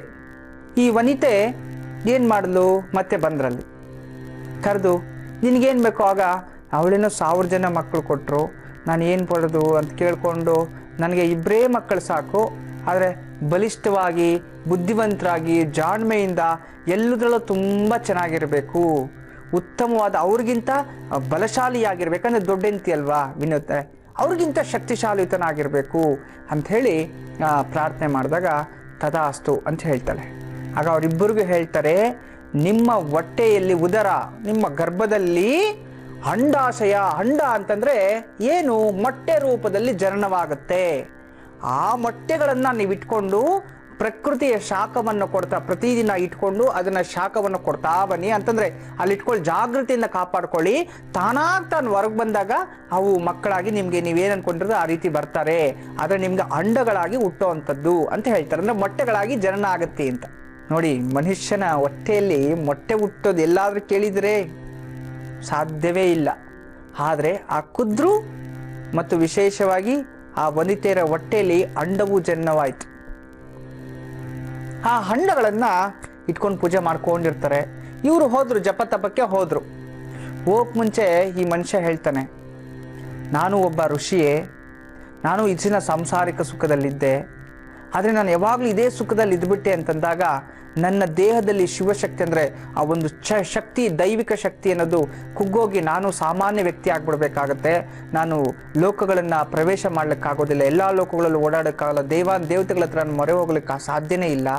ಆ ಶಕ್ತಿಯನ್ನು ಬೆಳೆಸ್ಕೊಂಡು ನಾನು ಬರ್ತೀನಿ, ನನ್ನ ಶಕ್ತಿ ಕುಗ್ತಿದೆ ಅಂತ ಹೇಳಿ ಹೊರಟೋಗ್ತಾನೆ. ಹೋದಾಗ ಸ್ವಲ್ಪ ದಿನಕ್ಕೆ ಈ ಒಂದು ಕುದ್ರು ಮೊಟ್ಟೆ ಆಗತ್ತೆ. ಆ ಮೊಟ್ಟೆಯನ್ನು ಪೂಜೆ ಮಾಡ್ಕೊಂಡಿರ್ತಾಳೆ. 1000 ಮೊಟ್ಟೆಗಳಾಗುತ್ತೆ. ಆ 1000 ಮೊಟ್ಟೆಗಳನ್ನ ಕಾಯ್ಕೊಂಡು ಸಾಧಾರಣ ಪ್ರಕೃತಿಯ ಶಾಖಕ್ಕೆ ಬಿಸಿಲಿಗೆ ಹಾಗೆ ಇಟ್ಕೊಂಡು ಹಾಗೆ ಅದನ್ನ ಉಷ್ಣತೆಯಲ್ಲೇ ಕಾಪಾಡ್ಕೊಂಡ್ ಬರ್ತಾಳೆ. ಅವಳಿಗೆ ಆ ಮೊಟ್ಟೆ ಹೊಡೆದು ಪಿಲ್ಲನೇ ಉಟ್ಕೊಳ್ತಾ ಬಂದು ಸರ್ಪಗಳು ಕ್ಲೀನಾಗಿ. ನೀವು ಸರ್ಪ ಮೊಟ್ಟೆಯಿಂದ ಹೊರಗಡೆ ಬರ್ಬೇಕಾದ್ರೆ ನೋಡ್ಬೇಕು, ಇಷ್ಟೇಷ್ಟಿರುತ್ತೆ. ಅದು ಓಪನ್ ಆಗಿದ ತಕ್ಷಣ, ಒಳಗಡೆ ಬಂದ ತಕ್ಷಣ ಎಡೆ ಎತ್ಕೊಂಡೆ ಆಚೆಗೆ ಬರುತ್ತೆ. ಅದಕ್ಕೆ ಗೊತ್ತಿಲ್ಲ ಪಾಪ, ಎಡೆ ಎತ್ಕೊಂಡು ಹೀಗೇ ಬರುತ್ತೆ. ಎಷ್ಟು ಮುದ್ದಾಗಿರುತ್ತೆ ಗೊತ್ತಾ, ಅದು ತುಂಬಾ ಮುದ್ದಾಗಿರುತ್ತೆ. ಅರ್ಥ ಮುದ್ದಾದ ಸರ್ಪಗಳು ಆಚೆಗೆ ಬಂದು 1000. ಅದು ತಾಯಿ ಇವರೇ ಕುದ್ರು ಅಂತ ಗೊತ್ತಾಗುತ್ತಲ್ಲ. ಬಂದಿದ ತಕ್ಷಣ ಆ ತಾಯಿಯನ್ನು ಮುದ್ದಾಡ್ತಾ ಲವಲವಿಕೆಯಿಂದ ತುಂಬಾ ಪಾಲನೆಯಲ್ಲಿ ಆ ಕುದ್ರು ಮೈಯೇ ಮರ್ತೋಗ್ತಾಳೆ. 1000 ಸರ್ಪಗಳು ಸುತ್ತಿ ಇದ್ರೆ ಹೆಂಗಿರುತ್ತೆ ಹೇಳಿ. ನೋಡಿ, ನೆನ್ಸ್ಕೊಂಡ್ರೆ ಮೈಯೆಲ್ಲ ಜುಮ್ಮಂತಿದೆ. ಆ ತಾಯಿ ಅವಳನ್ನ ಮುದ್ದಾಡ್ತಾ ಪೋಷಿಸ್ತಾ ಬರ್ತಾಳೆ. ನಂತರ ವನಿತೆ ಅದನ್ನ ನೋಡಿ ಏನ್ ಮಾಡಿದ್ಲು, ಏನಾಗುತ್ತೆ, ಮತ್ತೆ ಅವಳಿಗೆ ಎಂತ ಮಕ್ಕಳು ಹುಟ್ಟಿದ್ರು ತಿಳಿಸ್ತೀನಿ. ಇದು ನಿಮ್ಮ ನೆಚ್ಚಿನ ಓಂಕಾರ ನೇರ ಪ್ರಸಾರ ಕಾರ್ಯಕ್ರಮ. ವೀಕ್ಷಕರ, ವಿರಾಮಕ್ಕೂ ಮುಂಚೆ ಗುರುಜಿ ಅವರು ಕಾಶ್ಯಪ ಮಹರ್ಷಿಯ ಒಂದು ಕಥೆಯನ್ನ ಹೇಳ್ತಿದ್ರು. ಈ ಪುರಾಣ ಪ್ರಸಿದ್ಧ ಕಥೆಯ ಬಗ್ಗೆ ಇನ್ನಷ್ಟು ಮಾಹಿತಿಯನ್ನ ಈಗ ಕೇಳೋಣ. ಗುರುಜಿ, ಆ ಸರ್ಪಗಳ ಪಾಲನೆಯಲ್ಲಿ ತುಂಬಾ ಸಂತೋಷ, ಮುದ್ದಾಗಿ, ಏನು ಆ ಗಂಡನ್ನು ಮರ್ತೋಗೋ ಅಷ್ಟು ನೆಮ್ಮದಿ. ಅದಕ್ಕೆ ಯಾವತ್ತೇ ಆಗಲಿ ಒಂದು ಮಗು ಹುಟ್ಟಿದಾಗ ಗಂಡನ ಮೇಲೆ ಪ್ರೀತಿ ಕಮ್ಮಿ ಆಗತ್ತೆ ಕೇಳಿ, ಆ ಪ್ರೀತಿ ಮಗು ಮೇಲೆ ತೋರಿಸ್ತಾ ಇರ್ತಾರೆ ಅನ್ನೋ ಒಂದು ಪ್ರತೀತಿ. ಅದರಿಂದನೇ ಅವಳು ತುಂಬ ನೆಮ್ಮದಿಯಾಗಿರ್ತಾಳೆ. ಅದನ್ನ ವನಿತೆ ನೋಡಿ, ಏನು ಮಾಡೋದು, ನನಗಿನ್ನೂ ಮಕ್ಕಳಾಗಿಲ್ವಲ್ಲ, ಇನ್ನು ಆ ಮೊಟ್ಟೆ ಹಾಗೇ ಇರುತ್ತೆ, ಇರಲ್ವಲ್ಲ, ತಡೀಲಾರ್ದೆ ಹೊಟ್ಟೆ ಇದೆ ನನಗೆ, ನಿಜನೋ ಇಲ್ವೋ, ನನಗೆ ಆಗ್ತಿಲ್ವಲ್ಲ ಅಂತೇಳಿ ಪಾಪ ಅಲ್ಲಿ ಮಕ್ಕಳು ಅವಳು ಅಷ್ಟು ಸಂತೋಷಗಳು. ಇವಳು ಏಕಾಂಗಿ ಆ ಮೊಟ್ಟೆಗಳು ನೋಡ್ಕೊಂಡು ಕುಗ್ಗೋಗಿ ಕೊನೆಗೆ ತನ್ನ ತಾಳ್ಮೆ ತಾಳಲಾರ್ದೆ ಹೋಗ್ಬಿಟ್ಟು ಒಂದು ಮೊಟ್ಟೆಯನ್ನು ತೆಗೆದು ಬಿಡ್ತಾಳೆ. ಹಿಂಗೆ ಓಪನ್ ಮಾಡಿದ ತಕ್ಷಣ ಒಳಗಡೆ ಅದು ಪಾಪ ಮಹಾಕಾಂತಿಯಾಗಿರುತ್ತೆ. ಆ ಕಾಂತಿ ಯಾಗಿರುತ್ತೆ ಅಂತಂದ್ರೆ ಹೊಗಳಕ್ಕೆ ಆಗೋದಿಲ್ಲ. ಅಷ್ಟೊಂದು ಕಾಂತಿ, ಪುತ್ರ ರತ್ನ ಒಳಗಡೆಯಿಂದ ಹಂಗೇ ಮೇಲೆ ನೋಡ್ತಾನೆ. ಅಮ್ಮ ಅಂತಾನೆ. ಹಂಗಂತ ತಕ್ಷಣ ಆ ತಾಯಿ ಕಣ್ಣಲ್ಲಿ ನೀರು ಹಾಕೊಂಡು ಹಂಗೇ ನೋಡಿದ್ರೆ ಅರ್ಧ ದೇಹ ಮಾತ್ರ ಚೆನ್ನಾಗಿ ಉತ್ಪತ್ತಿ ಆಗಿರುತ್ತೆ, ಇನ್ನು ಅರ್ಧ ದೇಹ ಉತ್ಪತ್ತಿನೇ ಆಗಿರೋದಿಲ್ಲ. ಛೇ, ಅದು ನೋಡ್ಬಿಟ್ಟು ಕಣ್ಣಲ್ಲಿ ನೀರು ಹಾಕ್ಬಿಡ್ತಾಳೆ. ಆ ಪುಟ್ಟ ಮಗು ಹೇಳುತ್ತೆ, ಅಮ್ಮ ಚಿಂತೆ ಮಾಡಬೇಡ, ನೀನು ತಾಳ್ಮೆ ತಾಳಲಾರ್ದೆ ನನ್ನ ಈ ರೀತಿ ಆಗೋಯ್ತು, ಆದರೆ ಅಣ್ಣನ್ ಮಾತ್ರ ಹಂಗೆ ಮಾಡಬೇಡ. ಪಕ್ಕದಲ್ಲಿ ಇನ್ನೊಂದು ಮೊಟ್ಟೆ ಇದೆಯಲ್ಲ, ಅದನ್ನ ಜಾಗ್ರತೆಯಿಂದ ಕಾಪಾಡ್ಕೋ. ನನಗೆ ಹಿಂಗಾದ್ರೂ ಪರವಾಗಿಲ್ಲ, ಅದಕ್ಕಿಂತ ಬಲಶಾಲಿ ಆಗಿರ್ತಕ್ಕಂಥ ಮಗ ನೀನು ಗುಡ್ತಾನೆ, ಚಿಂತೆ ಮಾಡಬೇಡ ಅಂಥೇಳಿ ಅವನೆದ್ದು ಆಚೆಗೆ ಬಂದು, ಅಮ್ಮ ನೀನು ಚಿಂತೆ ಮಾಡಬೇಡ, ನನಗಂತೂ ಕಾಲಿಲ್ಲ ನೋಡು, ನಾನು ಹಿಂಗಿದ್ದೀನಿ, ಚಿಂತೆ ಮಾಡಬೇಡ, ನನ್ನ ಒಂದು ಆಜ್ಞೆ ಆಗಿದೆ, ನಾನು ನೇರವಾಗಿ ಸೂರ್ಯನ ಬಳಿ ಹೋಗಿ ಸೇರ್ಕೊಂಡ್ಬಿಡ್ತೀನಿ ಅಂತ ಹೇಳ್ಬಿಟ್ಟು ಅವನು ಸೂರ್ಯನ ಹತ್ರ ಹೋಗ್ಬಿಡ್ತಾನೆ. ಅವನ ಹೆಸರು ಏನು ಗೊತ್ತಾ? ಅರುಣ. ಅವನಿಗೆ ಕಾಲುಗಳಿರೋದಿಲ್ಲ. ಸೂರ್ಯನ ಸಾರಥಿ ಯಾರು? ಅರುಣ. ಅರುಣೋದಯ ಅಂತ ಹೇಳ್ತೀವಿ. ಅರುಣೋದಯ ಅಂತಂದ್ರೆ ಸೂರ್ಯನಿಂದ ಮುಂಚಿತವಾಗಿ ಅರುಣ ಉತ್ಪತ್ತಿ ಆಗ್ತಾನೆ. ಅವನು ಏನ್ ಮಾಡ್ತಾನೆ ಗೊತ್ತಾ? ಪ್ರಪಂಚದ ಮೇಲೆ ಯಾವ ರೀತಿ ಕವಚ ಶಕ್ತಿಯನ್ನು ಉತ್ಪತ್ತಿ ಮಾಡ್ತಾನೆ ಗೊತ್ತಾ? ಸೂರ್ಯಗಿಂತ ಪ್ರಕಾಶಮಾನವಾಗಿರ್ತಕ್ಕಂಥವನು ಇವನು ಕೂಡ. ಯಾಕೆ ಅನ್ನೋದಾದ್ರೆ, ಸೂರ್ಯನ ಶಕ್ತಿ ಹೊರಗಡೆ ಬರ್ತಿರ್ಬೇಕಾದ್ರೆ ಒಳ್ಳೆ ಶಕ್ತಿಗಳನ್ನೆಲ್ಲ ಭೂಮಿಗೆ ಬಿಟ್ಟು ಕೆಲವೊಂದು ಕ್ಷುದ್ರ ಶಕ್ತಿಗಳು ಅಂತವೇನಾದ್ರೂ ಕೆಟ್ಟ ದೃಷ್ಟಿಗಳು ಬಿಟ್ಟಾಗ ಅದನ್ನ ಹಾಗೇ ತಡೆ ಹಿಡ್ಕೊಂಡು ಒಳ್ಳೆ ದೃಷ್ಟಿಯನ್ನೇ ಭೂಮಿ ಮೇಲೆ ಬೀಳ್ತಾನೆ. ಶಾಖ ಅದನ್ನ ಕೊಂಡು ಬಂದ್ಬಿಟ್ರೆ ಸೂರ್ಯ ಏನು ಕತ್ತೆ ಸುಟ್ಟೋಗ್ಬಿಡುತ್ತೆ ಪ್ರಪಂಚ. ಅವನಿಗೆ ಎಷ್ಟೇ ಕೋಪ ಬಂದರೂ ಸಹ ಅವನ ಶಕ್ತಿಯನ್ನು ಹಿಡಿತದಲ್ಲಿ ಇಟ್ಕೊಂಡು ಭೂಮಿಗೆ ಎಷ್ಟು ಬೆಳಕಬೇಕೋ ಅಷ್ಟನ್ನೇ ಬಿಡ್ತಾನೆ. ಅದು ಅರುಣನ ಕೆಲಸ. ನೋಡಿ ಎಂತಹ ಕೆಲಸ. ಸೂರ್ಯ ಶಕ್ತಿ ಕೊಡ್ತಿದ್ದಾನೆ, ಆ ಶಕ್ತಿ ಏನಾದರೂ ಜಾಸ್ತಿ ಆದರೆ ಬೆಂಕಿ ಅಲ್ವಾ, ಆ ಬೆಂಕಿಯನ್ನು ಭೂಮಿಗೆ ಬಿಡದೇ ಇರೋ ಥರ ಕಾಪಾಡ್ತಾ ಇದ್ದಾನೆ. ನಾವೆಷ್ಟು ಕೃತಜ್ಞತೆಗೆ ಅರ್ಪಿಸಬೇಕಲ್ವಾ. ಇದು ನಮ್ಮ ಮಾನವನ ಜನ್ಮಕ್ಕೆ ನಿಜವಾಗ್ಲೂ ಕೊಟ್ಟಿರ್ತಕ್ಕಂಥ ವರ. ಓಝೋನ್ ಪದರ ಅಂತ ಹೇಳ್ತೀವಿ. ಓಝೋನ್ ಪದರ ಏನು ಹೇಳಿ, ಓಝೋನ್ ಪದರ ಏನು ಮಾಡುತ್ತೆ? ಸೂರ್ಯನ ಕಿರಣಗಳನ್ನು, ವಿಕಿರಣಗಳನ್ನು, ರೇಡಿಯೋಸನ್ಸ್ ಆ ಬರ್ತಲ್ಲ ವಿಕಿರಣಗಳನ್ನು, ಅದನ್ನ ತಡೆ ಹಾಕಿ ಭೂಮಿಗೆ ಎಷ್ಟು ಬೇಕೋ ಅಷ್ಟನ್ನೇ ಬಿಡುತ್ತೆ. ಆ ಓಝೋನ್ ಪದರನೇ ಇಲ್ಲ ಅಂತಂದ್ರೆ ಸೂರ್ಯನ ಕಿರಣ ನೇರವಾಗಿ ಭೂಮಿ ಬಿಟ್ಟಲ್ಲಿ ಬಗ್ಗು ಸುಟ್ಟೋಗ್ಬಿಡುತ್ತೆ. ಆ ಓಝೋನ್ ಪದರ ಶಕ್ತಿ ಯಾವ್ದೇಳಿ? ಈ ಒಂದು ಅರುಣ. ಇಂಗ್ಲೀಷಲ್ಲಿ ಓಝೋನ್, ಸಂಸ್ಕೃತದಲ್ಲಿ ಅರುಣ. ಅರುಣನ ಶಕ್ತಿ ಅದು. ಬೆಳಗ್ಗೆ ರಥ ಈಗ ಓಡಿಸ್ಕೊಂಡು ಬರ್ತಲ್ಲ ರಥ, ಆ ಮೊದಲು ರೇಖೆಗಳು, ಚಿನ್ನದ ರೇಖೆಗಳು ಬರುತ್ತಲ್ಲ, ಅದನ್ನ ಅರುಣೋದಯ, ಅದನ್ನೇ ಅರುಣೋದಯ ಅಂತ ಹೇಳ್ತೀವಿ. ಅರುಣೋದಯ ಆದಾಗ ಸೂರ್ಯ ಹಿಂದೆ ಬರ್ತಿದ್ದಾನೆ ಅಂತ ಅರ್ಥ. ಆ ರೀತಿ ಆಗ ಅವನ ಕೆಲಸ ಅದಾಯ್ತು. ನಂತರ ಇವನು ಚೆನ್ನಾಗಿ ಮಾಡಿದ್ರು. ಅಲ್ಲಿ ಉದ್ಭವಾತು ಗರುಡನ ರೂಪದಲ್ಲಿ, ಹದ್ದಿನ ರೂಪದಲ್ಲಿ ಉದ್ಭವಾದ. ಚೆನ್ನಾಗಿ ಅದು ಹುಟ್ಟಿದ ತಕ್ಷಣ ಅದಕ್ಕೆ ರೆಕ್ಕೆಗಳು ಬರುತ್ತೆ, ಕೊಕ್ಕಿರುತ್ತೆ, ತುಂಬಾ ಬುದ್ಧಿ. ನೋಡಿ ಗರುಡ ಎಷ್ಟು ಜಾಣ್ಮೆ ಗೊತ್ತಾ? ಎಲ್ಲೋ ಆಕಾಶದಲ್ಲಿ ಇರಲಿ, ಸಮುದ್ರದಲ್ಲಿ ಆಳದಿಂದ ಮೀನಿನ ಮೇಲೆ ಬರ್ತಾ ಇರುತ್ತಲ್ಲ, ಅದನ್ನ ಕ್ಲೀನಾಗಿ ಸೂಕ್ಷ್ಮ ದೃಷ್ಟಿಯಿಂದ ನೋಡಿ, ಅದ್ರ ಬರೋ ಸ್ಪೀಡು ಇದು ಬರೋ ಸ್ಪೀಡು, ಅದ್ರ ನೆರಳು ಬಿದ್ರೂ ಅದು ಹೋಗ್ಬಿಡುತ್ತೆ. ಹಿಂದೆಯಿಂದ ಬಂದು ಕರೆಕ್ಟಾಗಿ ಅದ್ ಮೇಲೆ ತಕ್ಷಣ ಹಂಗೆ ಕ್ಯಾಚ್ ಮಾಡುತ್ತೆ. ಅದು ಎಲ್ಲೋ ಆಕಾಶದಲ್ಲಿ ಅಂತಂದ್ರೆ ತನ್ನ ಕಣ್ಣುಗಳಿಂದಾನೇ ಅದರ ವೇಗ ಕಂಡುಹಿಡಿಯುತ್ತೆ ಇಷ್ಟರಲ್ಲಿ ಹೋಗ್ತಿದೆ ಅಂತ. ಎಂತ ಅದ್ಭುತ ವಿಜ್ಞಾನ ಅದೆಲ್ಲ ನೋಡಿ. ಒಂದೊಂದು ಶಾಸ್ತ್ರದಲ್ಲಿ ನಾವು ಅದನ್ನ ಫೀಲ್ ಮಾಡ್ತಿದ್ರೆ ನಿಜವಾಗ್ಲೂ ಅದೊಂಥರ ಅದ್ಭುತ ಶಕ್ತಿ. ಗರುಡನಲ್ಲಿ ಆ ಒಂದು ಅದ್ಭುತ ಶಕ್ತಿ, ಅಂತ ಒಂದು ತಾಳ್ಮೆ, ಜಾಣ್ಮೆ ಎಲ್ಲ ಇತ್ತು.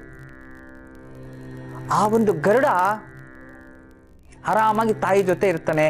ಮಹಾವಿಷ್ಣು ವಾಹನ ಆಗ್ತಾನೆ. ಹೋಗಿ ಅವನು ತಪಸ್ಸುಗಳನ್ನು ಮಾಡಿ ಅವನು ಸಾಕಷ್ಟು ವಿದ್ಯಾವಂತನಾಗಿ ಕೊನೆಗೆ ಮಹಾವಿಷ್ಣು ಹತ್ರ ಆಶೀರ್ವಾದ ವರವನ್ನ ಪಡೆದು ಅವನು ಇದನ್ನ ಏನು ಮಹಾವಿಷ್ಣುಗೆ ವಾಹನ ಆಗ್ಬಿಡ್ತಾನೆ.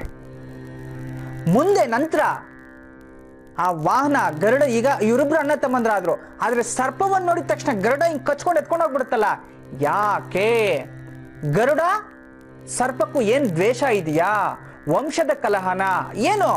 ಅದನ್ನ ನಾಳಿನ ಭಾಗದಲ್ಲಿ ತಿಳಿಸ್ತೀನಿ. ಯಾಕೆ ಹೇಳಿ? ಸಮಯ ಕಮ್ಮಿ ಇದೆ. ನಾಳಿನ ಭಾಗದಲ್ಲಿ ಅದನ್ನ ಸಂಪೂರ್ಣವಾಗಿ ತಿಳಿಸ್ಕೊಡ್ತೀನಿ. ಈಗ ನೀವು ತಿಳ್ಕೋಬೇಕಾಗಿರ್ತಕ್ಕಂಥದ್ದು ಕಾರ್ಕೋಟಕ ಕಾಳಸರ್ಪ ಯೋಗದ ಇದ್ದಾಗ ನಿಮ್ಗಿದೆ ಅಂತಂದ್ರೆ ಯಾವ ಯಾವ ಸಂಕಷ್ಟಗಳನ್ನ ಅನುಭವಿಸ್ತೀರಿ ನೋಡಿ. ನಾನು ಹೇಳ್ತೀನಿ, ಭಾಗ್ಯೋದಯ ಅನ್ನೋದಿರಲ್ಲ ನಿಮ್ ಜೀವನದಲ್ಲಿ. ಅಂತಂದ್ರೆ ಹುಟ್ಟದಾಗಿಂದ ಸಾಯೋ ತನಕ ದಾರಿದ್ರ ದಾರಿದ್ರ ದಾರಿದ್ರ, ಕಷ್ಟ ಕಷ್ಟ ಕಷ್ಟ, ಯಾವಾಗ ನೋಡಿದ್ರು ಕಷ್ಟನೇ. ಈ ರೀತಿ ಆಗ್ತಿರ್ತಕ್ಕಂಥದ್ದು ಕಾರ್ಕೋಟಕ ಕಾಳಸರ್ಪ ಯೋಗ ಇದ್ದಲ್ಲಿ, ದೋಷ ಇದ್ದಾಗ. ಮತ್ತೆ ಎಷ್ಟು ಹುಡುಕಿದ್ರು ಉದ್ಯೋಗ ಅನ್ನೋದೇ ಸಿಗೋದಿಲ್ಲ. ಉದ್ಯೋಗ ಸಿಗೋದು ತುಂಬಾ ಕಷ್ಟ ಆಗತ್ತೆ. ಏನೇ ವ್ಯಾಪಾರ ಮಾಡ್ಲಿ ಅದ್ರ ಲಾಸ್ ಆಗ್ತಿರುತ್ತೆ. ಪಿತ್ರಾಜಿತ ಆಸ್ತಿ ಎಷ್ಟೇ ಬರ್ಲಿ, ತಾತ ಕೋಟಿ ಕೋಟಿ ಬದುಕಿದ್ರು ಮೊಮ್ಮಗನ್ ಬರೋಷ್ಟೊತ್ತಿಗೆ ಒಂದು ಚೂರು ಸಂಪತ್ತು ಅವನಿಗಿರೋದಿಲ್ಲ. ಎರಡನೇದಾಗಿದ್ರೂ ಸಹ ತಿನ್ನೋದಕ್ಕೆ ಆಗೋದಿಲ್ಲ. 30 ವರ್ಷ ಆದ್ರೂ ಕೋರ್ಟಲ್ಲೇ ಇರುತ್ತೆ, 50 ವರ್ಷ ಆದ್ರೂ ಕೋರ್ಟಲ್ಲೇ ಇರುತ್ತೆ. ಕೊನೆಗೆ ಅವ್ನು ಎತ್ತಂಗಡಿ ಆದ್ರೂ ಅವ್ನ ಮೊಮ್ಮಕ್ಕಳು ಕೂಡ ಬರೋದಿಲ್ಲ. ಕೋರ್ಟಲ್ಲಿ ಅಷ್ಟೇ, ಅದು ಯಾರು ಅನುಭವಿಸೋಕ್ಕಾಗೋದಿಲ್ಲ. ಆ ರೀತಿ ಆಗ್ಬಿಡುವಂಥದ್ದು. ಆ ರೀತಿ ಇದ್ರೂ ದೀರ್ಘವಾದ ಆಯುಷ್ ಅಂತೂ ಖಂಡಿತವಾಗ್ಲೂ ಇರೋದಿಲ್ಲ, ಅಲ್ಪ ಆಯುಷ್. ಅಷ್ಟಮದಲ್ಲಿ, ಅಷ್ಟಮ ಸ್ಥಾನ ಆಯುಷ್ಯ ಸ್ಥಾನ. ರಾಹು ಅಲ್ಲೇನಾದ್ರೂ ಕೂತಿದ್ದು ಪಾಪಗ್ರಹಗಳ ದೃಷ್ಟಿ ಬಿದ್ದು ಅದೇ ಅಷ್ಟಮಾಧಿಪತಿ ನೀಚ ಸ್ಥಾನಕ್ಕೆ ಬಂದೆ ಅಂದ್ರೆ ಖಂಡಿತವಾಗ್ಲೂ ಅವ್ನು ಅಲ್ಪ ಆಯುಷಲ್ಲಿ ಹೋಗ್ಬಿಡ್ತಾನೆ. ಆಕ್ಸಿಡೆಂಟ್ಸ್ ಜಾಸ್ತಿ ಆಗುವಂಥದ್ದು. ಮತ್ತೆ ಶಾಸ್ತ್ರ, ಶಲ್ಯ, ಕ್ರಿಯೆ ಇವುಗಳಲ್ಲಿ ಎಲ್ಲ ಕಡೆ ಗಾಯಗಳಾಗುವಂಥದ್ದು. ಇವನಿಗೆ ಮೈಯೆಲ್ಲ ಗಾಯ, ಗುರುತುಗಳು ಅದು ಇದು ಆಗ್ತಾನೇ ಇರುತ್ತೆ. ಮತ್ತೆ ನಿಜವಾದ ಮಿತ್ರ ಇವನ್ಗೆ ಯಾರಿಲ್ಲ ಜೀವನದಲ್ಲಿ.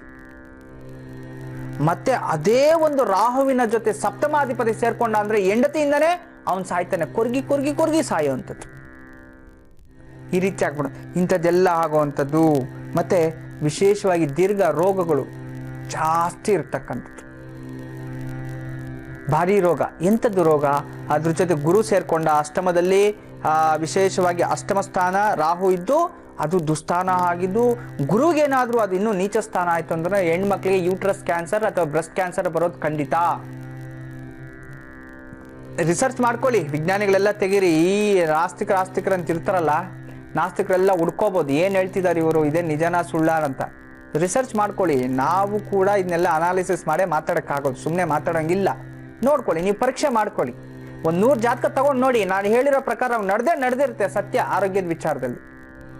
ಮತ್ತೆ ರಾಹು ಜೊತೆ ಕುಜ ಸೇರ್ದ ಅನ್ಕೊಳ್ಳಿ, ಅವನ ಜೀವನದಲ್ಲಿ ಕೋಟಿ ಕೋಟಿ ದುಡ್ಡಿದ್ರು ನಿಲ್ಲಲ್ಲ. ಕುಜ ಮತ್ತೆ ಯಾವಾಗ್ಲೂ ಮಾಂಸಖಂಡಕ್ಕೆ ಸಂಬಂಧಪಟ್ಟ ರೋಗ ಬಂದೇ ಬರುತ್ತೆ. ಏನು throat cancer, blood cancer, stomach cancer, ಇಂಥದ್ದೇನಾದ್ರೂ ಅಟ್ಯಾಕ್ ಆಗುವಂಥದ್ದು.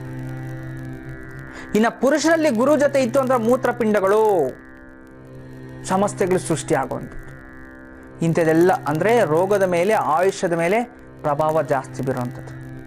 ಮತ್ತು ರಾಹು ಕುಜ ಸೇರಿದಂದರೆ 100% ಹಾರ್ಟ್ ಅಟ್ಯಾಕ್ ಆಗಲಿ, ಹಾರ್ಟ್ ಹೋಲ್ ಆಗಲಿ, ಹಾರ್ಟ್ ರಿಲೇಟೆಡ್ ಪ್ರಾಬ್ಲಮ್ ಇಂಥ ಜಾಸ್ತಿ ಬರುತ್ತೆ. ಇನ್ನೊಂದು ಗೊತ್ತಾ, ನಮ್ಮ ಹೃದಯ ಹೆಂಗಿರುತ್ತೇಳಿ ನೋಡಲಿಕ್ಕೆ? ಈ ಹುತ್ತ ನೋಡಿದ್ರ? ಎಲ್ಲಾದರೂ ಹುತ್ತ ಒಂದಿನ ಕರ್ಕೊಂಡೋಗಿ ತೋರಿಸ್ತೀನಿ.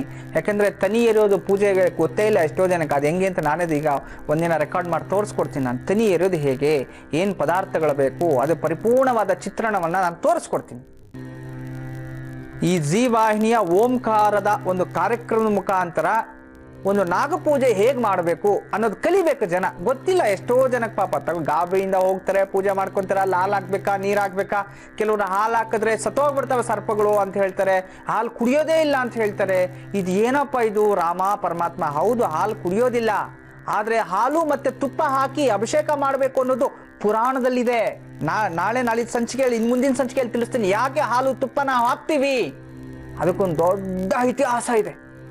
ಆ ಹಾಲು ತುಪ್ಪ ಹಾಕೋದ್ರಿಂದ ಧನ ಧಾನ್ಯ ಸಂಪತ್ತು ಸಮೃದ್ಧಿ ಆಗುತ್ತೆ. ಇದು ಸರ್ಪ ಸೂಕ್ತದಲ್ಲೂ ಬಂದಿದೆ, ವಿಶೇಷವಾಗಿ ಈ ಒಂದು ಸರ್ಪತಂತ್ರದಲ್ಲಿದೆ ಮತ್ತು ಗರುಡ ಪುರಾಣದಲ್ಲಿ ಇರ್ತಕ್ಕಂಥದ್ದು, ನಾಗಮಹಿಮೆಯಲ್ಲಿ ಇರ್ತಕ್ಕಂಥದ್ದು. ಇದು ನಾನು ಹೇಳ್ತೀನಿ ಪುರಾಣದಲ್ಲಿ. ಮುಂದಿನ ದಿನಗಳಲ್ಲಿ ಈ ಸಂಚಿಕೆ ಇನ್ನೇನು, ಇವತ್ತು ಇದಾಯ್ತು, ನಾಳೆ ಏನು, ನಾಳಿದ್ದು ಇನ್ನೊಂದು, ಮತ್ತೆ ಸೋಮವಾರ, ಮಂಗಳವಾರ, ಬುಧವಾರ, ಹೀಗೆ ಈ ಸರ್ಪದ ಪರಿಪೂರ್ಣವಾದ ಹಿಸ್ಟ್ರಿಯನ್ನು ನಾನು ತೋರಿಸ್ಕೊಟ್ಬಿಡ್ತೀನಿ ನಿಮಗೆ. ಈ ಸರ್ಪಗಳು ಸಂಪೂರ್ಣವಾಗಿ ಸರ್ಪದೋಷಗಳು ಎಲ್ಲವನ್ನ ಕಂಪ್ಲೀಟ್ ಆದ ನಂತರ ಮುಕ್ತಾಯವಾಗಿದೆ ಅನ್ನುವಾಗ ಒಂದು ಆಶ್ಲೇಷ ಬಲಿ ಯಾವ ರೀತಿ ಮಾಡಬೇಕು, ಎಷ್ಟು ಜನ ಪುರೋಹಿತರಿರಬೇಕು, ಋತ್ವಿಕರು, ಇದಕ್ಕೆ ಯಾವ ರೀತಿ ಆಚರಣೆ ಮಾಡೋದು. ಅದು ಮತ್ತೆ ಇನ್ನೊಂದು ವಿಚಾರ ನಾನು ಹೇಳೋದು ಮರ್ತೋದೆ, ಹಿಂದಿನ ಸಂಚಿಕೆಯಲ್ಲಿ ಹೇಳಿದ್ದೆ. ನಿಮ್ಗಿನ್ನೂ 1 ವಾರ ಕಾಲಾವಕಾಶ ಕೊಟ್ಟಿರ್ತೀನಿ. ನಿಮ್ಗೆ ಯಾರಿಗಾದ್ರೂ ಸರ್ಪದೋಷ ಇದೆಯಾ ಅಂತ ನೀವು ಬರಬೇಕಾಗಿಲ್ಲ, ನಮ್ಮ ಮಾಸ್ಟರ್ ಫೋನ್ ಮಾಡಿ ತಲೆ ತಿಂತಿದ್ರ, ಅದೆಷ್ಟು ದುಡ್ಡಾದ್ರೂ ಪರವಾಗಿಲ್ಲ, ನಾವು ಬಂದು ಭಾಗವಹಿಸ್ತೀವಿ. ನೀವೆಲ್ಲ ಭಾಗವಹಿಸಕ್ಕಲ್ಲ, ನಾವು ಯಾವುದೋ ನದಿ ತೀರದಲ್ಲಿ ಏಕಾಂತವಾಗಿ ಕೂತ್ಕೊಂಡು ಭಕ್ತಿಯಿಂದ ಶ್ರದ್ಧೆಯಿಂದ ನಿಮ್ಗೆಲ್ಲರಿಗೂ ಒಳ್ಳೇದಾಗಬೇಕು ಅಂತ ಋತ್ವಿಕರ ಜೊತೆ ಜನ ಇಲ್ಲದೆ ನಾವು ನಮ್ಮ ಟೀಮ್ ಜೊತೆ ಸೇರಿ ನಾವು ಮಾಡೋವಂಥದ್ದು, ನಮ್ಮ ಶಿಷ್ಯರುದ್ರೊಂದಿಗೆ. ಅದಕ್ಕೆ ಜನ ಯಾರೋ ಬರೋ ಅವಕಾಶ ಇಲ್ಲ. ನಿಮ್ಮ ಒಂದು ಸರ್ಪದೋಷ ಇದ್ರೆ ನೀವೇನ್ ಮಾಡ್ಬೇಕು, ನನಗಿಂತ ಸರ್ಪದೋಷ ಇದೆ ಅಂತ ಹೇಳಿ ಒಂದು ಲೆಟರ್ ಬರೆದು ನಕ್ಷತ್ರ ಗೋತ್ರ ರಾಶಿ ಹೆಸರು ನೀವು ಕಳ್ಸಿಕೊಟ್ರೆ ನಿಮ್ಮ ಮನೆಗೆ ಸರ್ಪ ಪೂಜೆ ಮಾಡತಕ್ಕಂಥ ಪ್ರಸಾದ ನಾನ್ ನಿಮ್ಗೆ ಕಳಿಸ್ಕೊಡ್ತೀನಿ. ಹೌದಲ್ವಾ? ಆ ಡೇಟ್ಗೋಸ್ಕರ ಯಾವಾಗ ಅಂತ ನಾನು ಹೇಳ್ತೀನಿ. ಆದ್ರೆ 1 ವಾರ ಕಾಲಾವಕಾಶ ಕೊಡ್ತಿರ್ತೀನಿ. ಅಷ್ಟು ಒಳಗಡೆ ಎಷ್ಟು ಲೆಟರ್ಗಳಾದ್ರೂ ಕಳಿಸಿ, ಖಂಡಿತವಾಗ್ಲೂ ನಿಮ್ಮೆಲ್ಲರಿಗೂ ಪ್ರಸಾದ ಬರುತ್ತೆ. ವೀಕ್ಷಕರಿಗೆ ಒಂದಷ್ಟು ಪತ್ರಗಳತ್ತ ಗಮನ ಹರಿಸೋಣ. ಧಾರವಾಡದಿಂದ ಪತ್ರವೊಂದು ಬಂದಿದೆ. ಅವರ ಪ್ರಶ್ನೆ ಏನು ನೋಡೋಣ. ಗುರುಜಿ, ಧಾರವಾಡದಿಂದ ಅಶ್ವಿನಿ ಅವರು ಪತ್ರವನ್ನ ಬರೆದಿದ್ದಾರೆ. ಜನ್ಮ ದಿನಾಂಕ 15/2/87ನೇ ಇಸ್ವಿ, ಹುಟ್ಟಿದಂತ ಸಮಯ ಬೆಳಗ್ಗೆ 11 ಗಂಟೆ 5 ನಿಮಿಷಕ್ಕೆ ಅಂತ ಹೇಳಿದ್ದಾರೆ. ಮನೆಯಲ್ಲಿ ಕಳೆದ 6 ವರ್ಷಗಳಿಂದ ಯಾವುದೇ ರೀತಿಯಾದಂತಹ ಮಂಗಳ ಕಾರ್ಯಗಳು ನೆರವೇರ್ತಾ ಇಲ್ಲ. ಇನ್ನು ಮದುವೆ ವಿಷಯದಲ್ಲಿ ಕೂಡ ತುಂಬಾನೇ ವಿಘ್ನಗಳು ಹಾಗೂ ವಿಳಂಬ ಆಗ್ತಾ ಇದೆ. ಆರ್ಥಿಕ ಪರಿಸ್ಥಿತಿಯು ಕೂಡ ಹದಗೆಟ್ಟಿದೆ. ಜೀವನದಲ್ಲಿ ಇದರಿಂದ ನೆಮ್ಮದಿ ಇಲ್ಲ ಗುರುಜಿ, ಇದಕ್ಕೊಂದು ಸೂಕ್ತ ಪರಿಹಾರ ತಿಳಿಸಿ ಅಂತ ಅಶ್ವಿನಿ ಕೇಳಿದ್ದಾರೆ. ಜೈ ಮಹಾಕಾಳಿ. ಮನೆಯಲ್ಲಿ ಮಂಗಳ ಕಾರ್ಯ ನಡೆಯುತ್ತಿಲ್ಲ. ತೃತೀಯ ಸ್ಥಾನ ಕುಟುಂಬ ಸ್ಥಾನವನ್ನು ತೋರಿಸ್ತಿದೆ. ಕುಟುಂಬಕ್ಕೆ ತಕ್ಕಂತೆ ನೀವು ಲೆಟರ್ನ ಬರೆದಿದ್ರಿ, ಕರೆಕ್ಟ್ ಇರತಕ್ಕಂಥದ್ದು. ಮನೆಯಲ್ಲಿ ಯಾವುದಾದ್ರೂ ಮಂಗಳ ಕಾರ್ಯ ನಿಂತೋಗಲಿಕ್ಕೆ ನಡೀದೇ ಇರೋದಕ್ಕೆ ಕಾರಣ ಏನು ಅಂತಂದ್ರೆ ಸಂಕ್ಷಿಪ್ತವಾಗಿ ನಾನು ತಿಳಿಸ್ತೀನಿ. ನಿಮ್ಮ ಮನೆಗಳಲ್ಲಿ ಏನಾದರೂ ಇದ್ರೆ ತಿಳ್ಕೊಂಬಿಡಿ, ನೆನೆಸ್ಕೊಂಬಿಡಿ. ಏನಾಗುತ್ತೆ, ಯಾರೋ ಒಬ್ರು ಹೆಣ್ಮಗಳು ನಿಮ್ಮ ಮನೆಗೆ ಬಂದಿರತಕ್ಕಂಥವ್ರು ಯಾರಾದ್ರೂ ಸರಿ, ಮನೇಲಿ ಏನಾದರೂ ಒಂದು ಪೂಜಾ ವ್ರತವನ್ನು ಸ್ಟಾರ್ಟ್ ಮಾಡ್ತಾರೆ. ಈಗ ವೈಭವ ಲಕ್ಷ್ಮಿ ಪೂಜೆ ಅಂತ ಉದಾಹರಣೆಗೆ ಇಟ್ಕೊಳ್ಳೋಣ ಅನ್ಕೊಳ್ಳಿ. ಎಷ್ಟು ವಾರ ಮಾಡ್ತೀವಿ ವೈಭವ ಲಕ್ಷ್ಮಿ ಪೂಜೆ? 8 ವಾರ ಅಥವಾ 16 ವಾರ ಮಾಡೋಂಥವ್ರು ಇದ್ದಾರೆ. 8 ವಾರ ಮಾಡ್ತಾರೆ ಅಥವಾ 16 ವಾರನೂ ಮಾಡ್ತಾರೆ. ಕೆಲವರು 36 ವಾರಗಳು ಮಾಡೋಂಥವ್ರು ಇದ್ದಾರೆ. ಈ ಮಾಡಬೇಕಾದ್ರೆ 2 ವಾರ ಪ್ರಾರಂಭ ಮಾಡ್ತಾರೆ ಭಕ್ತಿಯಿಂದ. 3ನೇ ವಾರದಿಂದ ಅಯ್ಯೋ ನಾವು ಏನು ಹೇಳ್ತೀವಿ ಇದಕ್ಕೆ, ಸೋಂಬೇರಿತನ, ತೆಲುಗಲ್ಲಿ ಬದ್ಧಕಂ ಅಂತ ಹೇಳ್ತೀವಿ. ಹಾಗೆ ಲೇಜಿನೆಸ್, ದೇವ್ರ ಮೇಲೆ ಭಕ್ತಿ ಕಮ್ಮಿ. ಯಾಕೆ ಮಾಡಬೇಕು, ಬೇಡ ಸರಿ ಆಯಿತು, ಮುಂದಿನ ವರ್ಷ ಮಾಡ್ಕೊಂಡು ಬಿಟ್ಬಿಡೋದು. ಸ್ಟಾರ್ಟಲ್ಲಿಂದ ದರಿದ್ರ ಹೊಡೆತ. ಎಷ್ಟು ಜನ ಹೆಣ್ಮಕ್ಳು ನನಗೆ ಮದುವೆ ಬೇಗ ಆಗಬೇಕು ಅಂತ ಹೇಳ್ಬಿಟ್ಟು ವೈಭವಲಕ್ಷ್ಮಿ ಸ್ಟಾರ್ಟ್ ಮಾಡ್ತಾರೆ ಪೂಜೆ. ಮದುವೆ ಆಗಿದ ತಕ್ಷಣ ಬಿಟ್ಟೇ ಬಿಡ್ತಾರೆ ವೈಭವಲಕ್ಷ್ಮಿ. 2 ವಾರ ಮಾಡೋದು, ಆ ಜೀವನ ಮುರಿದು ಹೋಗುತ್ತೆ. ಗಂಡ ಒಂದು ಕಡೆ, ಇವನೊಂದು ಕಡೆ. ಆ ಒಂದು ಮಂಗಳ ಕಾರ್ಯವನ್ನ ನಿಲ್ಲಿಸಿದ್ರಿಂದ ಬ್ರಹ್ಮಹತ್ಯೆ ದೋಷ ಸ್ಟಾರ್ಟ್ ಆಗುತ್ತೆ. ಅಂಥದ್ರಿಂದ ಮನೆಯಲ್ಲಿ ಶುಭ ಕಾರ್ಯಗಳು ಯಾವುದೂ ನಡೆಯೋದಿಲ್ಲ. ಗಂಡ ಹೆಂಡತಿ ಇದ್ರೆ ದಾಂಪತ್ಯ ಜೀವನ ಚೆನ್ನಾಗಿರಲ್ಲ. ಹೆಂಡತಿ ಮಕ್ಕಳು, ತಂದೆ ತಾಯಿ ಮಕ್ಕಳಲ್ಲಿ ಶತ್ರುತ್ವ ಬೆಳೆಯುತ್ತೆ. ಈ ವೈಭವಲಕ್ಷ್ಮಿ ಅಂತ ಒಂದೇ ಅಲ್ಲ ತಾಯಿ ನಾನು ಹೇಳೋದು, ಯಾವುದೇ ಒಂದು ಪೂಜೆ ಇದ್ರೂ ಕೂಡ ನಾವು ಪೂಜೆ ಮಾಡ್ತೀವಿ ಅಂತೇಳಿ ಸಂಕಲ್ಪವನ್ನು ತಗೊಂಡು ಮಧ್ಯದಲ್ಲಿ ಬಿಟ್ರೆ ಇಂಥದ್ದಾಗತ್ತೆ. ನಾನು ಅಷ್ಟೇ, ನಿಮ್ಗೆ ಅಂತಲ್ಲ, ನಾನು ಅಷ್ಟೇ. ಈಗ ನಾನು ಹೋಗ್ತೀನಿ ನಮ್ಮ ಆಶ್ರಮದಲ್ಲಿ ಒಂದು ರುದ್ರಾಭಿಷೇಕ ಮಾಡ್ತೀನಿ. ರುದ್ರಾಭಿಷೇಕ ಕೂತ್ಕೊಂಡಿರೋ ಮಧ್ಯದಲ್ಲಿ ಯಾವುದೋ ಫೋನ್ ಕಾಲ್ ಎಮರ್ಜೆನ್ಸಿ ಬಿಟ್ಟೋದೆ ಅನ್ಕೊಳ್ಳಿ, ಯಾವುದೋ ಬಂದಿದೆ ಕೆಲಸ ಅಂತೇಳಿ, ಹೊಡೆತ ನಂಗೆ ಬಂದೇ ಬರುತ್ತೆ ಶೋರ್. ಯಾವುದೋ ಒಂದು ರೀತಿ ಅದರಿಂದ ಆ ಕೆಲಸ ಅಂತೂ ಫೈಲೂರ್ ಅಥವಾ ಏನೋ ಒಂದು ಇವತ್ತೆಲ್ಲ ನಾಳೆ ಅದನ್ನ ನನ್ನ ಎಫೆಕ್ಟ್ಸ್ ನಂಗೆ ಬಂದೇ ಬರುತ್ತೆ. ಅಂತಂದ್ರೆ ದೇವತಾ ಕಾರ್ಯಗಳಲ್ಲಿ ಭಂಗ ಆಗಬಾರ್ದು, ದೇವತೆ ಹೀನಗಳಾಗಬಾರ್ದು, ದೇವತಾ ಇದಾಗಬಾರ್ದು. ಮತ್ತೆ ಎರಡನೇದಾಗಿ ಇನ್ನು ಎಲ್ಲಿ ದಾರಿದ್ರ ಈ ರೀತಿ ಮಂಗಳ ಕಾರ್ಯ ನಿಂತೋಗೋದು ಅಂತಂದ್ರೆ, ಹಬ್ಬ ಹರಿದಿನಗಳಲ್ಲಿ ವರಮಹಾಲಕ್ಷ್ಮಿ ಹಬ್ಬನೋ, ಗಣಪತಿ ಹಬ್ಬನೋ, ದೀಪಾವಳಿನೋ, ಇನ್ನು ನವರಾತ್ರಿ ಏನೋ ಒಂದು ಟೈಮ್ ಮನೇಲಿ ಯಾವುದೋ ದಿಢೀರ್ ಅಂತ ಒಂದು ಹೆಣ್ಮಗಳು ಋತುಸ್ರಾವ ಆಗ್ಬಿಡ್ತಾಳೆ, ಅವ್ರಿಗೆ ಗೊತ್ತಿರೋದಿಲ್ಲ. ಇನ್ನು ಈ ಸ್ನಾನ ಮಾಡಿ ಎಲ್ಲ ರೆಡಿ ಆಗಿರ್ತಾರೆ. ಇನ್ನೇನು ಮಾಡೋದು, ಸರಿ ಬಚ್ಚಿಟ್ಬಿಟ್ಟು ಅವ್ರು ಸಾಯಂಕಾಲವರೆಗೂ ಪೂಜೆ ಮಾಡ್ಬಿಟ್ಟು ಬರೋರಿಗೆಲ್ಲ ಅರ್ಶಿನ ಕುಂಕುಮ ಕೊಟ್ಟು ಕಳಿಸ್ಬಿಡೋದೆ. ಅಷ್ಟೇ ಲಾಸ್ಟ್. ಜೀವನದಲ್ಲಿ ಮಂಗಳ ಕಾರ್ಯ ಅನ್ನೋದು ನಡೆಯೋದಿಲ್ಲ. ಮತ್ತೆ ಅಪ್ಪಿ ತಪ್ಪಿ ಜೀವನದಲ್ಲಿ ಏನಾದರೂ ಋತುಮತಿಯಾಗಿ ಗೊತ್ತಿದ್ದೋ ದೇವಸ್ಥಾನಕ್ಕೆ ಹೋಗಿ, ಫ್ರೆಂಡ್ಸ್ ಜೊತೆ ಹೋಗಿರ್ತೀರಿ, ದೂರ ಎಲ್ಲೋ ಟ್ರಿಪ್ ಹೋಗ್ಬೇಕು, ದೇವಸ್ಥಾನಕ್ಕೆ ಹೋಗ್ಬೇಕು ಅಂತ, ನಿಮ್ಮ ಕರ್ಮಕ್ಕೆ ನೀವೇನೋ ಋತುಸ್ರಾವ ಆಗ್ಬಿಡುತ್ತೆ. ಇನ್ನು ಫ್ರೆಂಡ್ಸ್ ಹತ್ರ ಹೇಳ್ಕೊಳಕ್ಕಲ್ಲ, ಹೋಗ್ಬಿಡೋದು ಅವ್ರ ಜೊತೆಯಲ್ಲಿ. ಯಾಕೆ ಹೇಳಿ, ಬಿಂಕ ಏನು ಪಾಪ ಮಾಡಿದ್ದು, ಏನು ಕರ್ಮ ಮಾಡೋದು, ಕೆಟ್ಟ ಹೆಸರು ಬಂದ್ಬಿಡುತ್ತೆ ಅಂತ ಹೇಳೋದು, ಹೋಗ್ಬಿಡೋದು, ಮತ್ತೆ ಮನೆಗೆ ಬಂದ್ಬಿಡೋದು, ಮುಗೀತು ನಿನ್ನ ಜೀವನದಲ್ಲಿ ಅಷ್ಟೇ. ಅವೆಲ್ಲವೂ ಮಡಿಸ್ಥಾನ, ಅವೆಲ್ಲವೂ ಒಂದು ವೈಜ್ಞಾನಿಕ ಅದಕ್ಕೂ ಇರುತ್ತಲ್ಲ. ನಾವು ಭಗವಂತನ ಮಾಡಿರೋವಂಥದ್ದು, ಶರೀರದಲ್ಲಿ ಪ್ರಕೃತಿ ಭಗವಂತ ಸೃಷ್ಟಿ ಮಾಡಿರೋದು, ಅದರಲ್ಲಿ ವ್ಯತ್ಯಾಸಗಳಾದಾಗ ನಾವು ಅದನ್ನು ಯಾವ ರೀತಿ ಇರುತ್ತೋ ಅದನ್ನು ತೊಗೊಂಡ್ಬಿಡ್ಬೇಕು. ಇಲ್ಲ ಅಂತಂದರೆ ನಾನು ದೇವಸ್ಥಾನಕ್ಕೆ ಹೋಗಿ ಪೂಜೆ ಮಾಡಿಬಿಡ್ತೀನಿ, ಅವಮಾನ ಆಗ್ಬಿಡುತ್ತೆ, ನಾನು ಇಲ್ಲ ಅಂತ ಈ ರೀತಿ ಮಾಡಿದಾಗ ಅವಳಿಗೆ ದಾರಿದ್ರ, ಮನೆಯಲ್ಲಿ ಮಂಗಳ ಕಾರ್ಯಗಳು ನಿಂತೋಗುತ್ತೆ. ನೋಡಿ, ಇಂಥದ್ರಲ್ಲೇ ಏನೋ ಒಂದು ಆಗಿದೆ ನಿಮ್ಮ ಮನೇಲಿ ಅಷ್ಟೇ. ಅದಕ್ಕೆ ನಿಮ್ಮ ಮನೆಯಲ್ಲಿ ದೇವ್ರ ಪೂಜೆನೂ ನಡೀತಿಲ್ಲ, ಮಂಗಳ ಕಾರ್ಯಗಳು ನಡೀತಿಲ್ಲ, ಇಂಥದ್ದು ನಡೀತಿಲ್ಲ. ಈ ರೀತಿ ಆದ್ರೆ ಏನ್ ಮಾಡಬೇಕು, ಮಂಗಳ ಸ್ನಾನಗಳನ್ನ ಮಾಡಬೇಕು. ಮಂಗಳ ಸ್ನಾನ ಅಂದ್ರೆ ತೀರ್ಥ ಕ್ಷೇತ್ರಗಳಲ್ಲಿ ಹೋಗಿ ನದಿ ಸ್ನಾನವನ್ನು ಮಾಡಬೇಕು. ಮತ್ತೆ ಇನ್ನೊಂದು ದೊಡ್ಡ ದುರಂತ ಏನು ಅಂತಂದ್ರೆ, ಋತುಸ್ರಾವ ಆಗಿರೋರು ನದಿಯಲ್ಲಿ ಮುಳುಗಬಾರ್ದು, ನದಿ ಸ್ನಾನ ಮಾಡಬಾರ್ದು. ಹೋಗಿ ನದಿ ಸ್ನಾನ ಮಾಡೋದೇ ದರಿದ್ರ. ಅದು ಮಾಡೋ ಹಂಗಿಲ್ಲ, ತುಂಬಾ ತೊಂದರೆ. ನಿಜವಾಗ್ಲೂ ನಾನು ಹೇಳ್ತಿದ್ದೀನಿ, ನೀವು ಆ ರೀತಿ ಏನಾದ್ರೂ ಇದ್ರೆ ಇದೇನ್ ಮಾಡ್ತಾರೆ, ಈ ಫ್ರೆಂಡ್ಸು ಅವರು ಇವರು ಸೇರ್ಕೊಂತಾರೆ.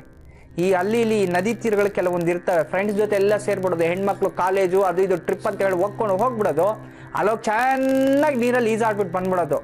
ಆ ರೀತಿ ಮಾಡಿರೋ ಜೀವನದಲ್ಲಿ ಒಬ್ಬರು ಕೂಡ ಉದ್ಧಾರ ಆಗಿಲ್ಲ. ಅದು ಸೈಂಟಿಫಿಕ್ ರೀಸನ್ನು ಇದೆ.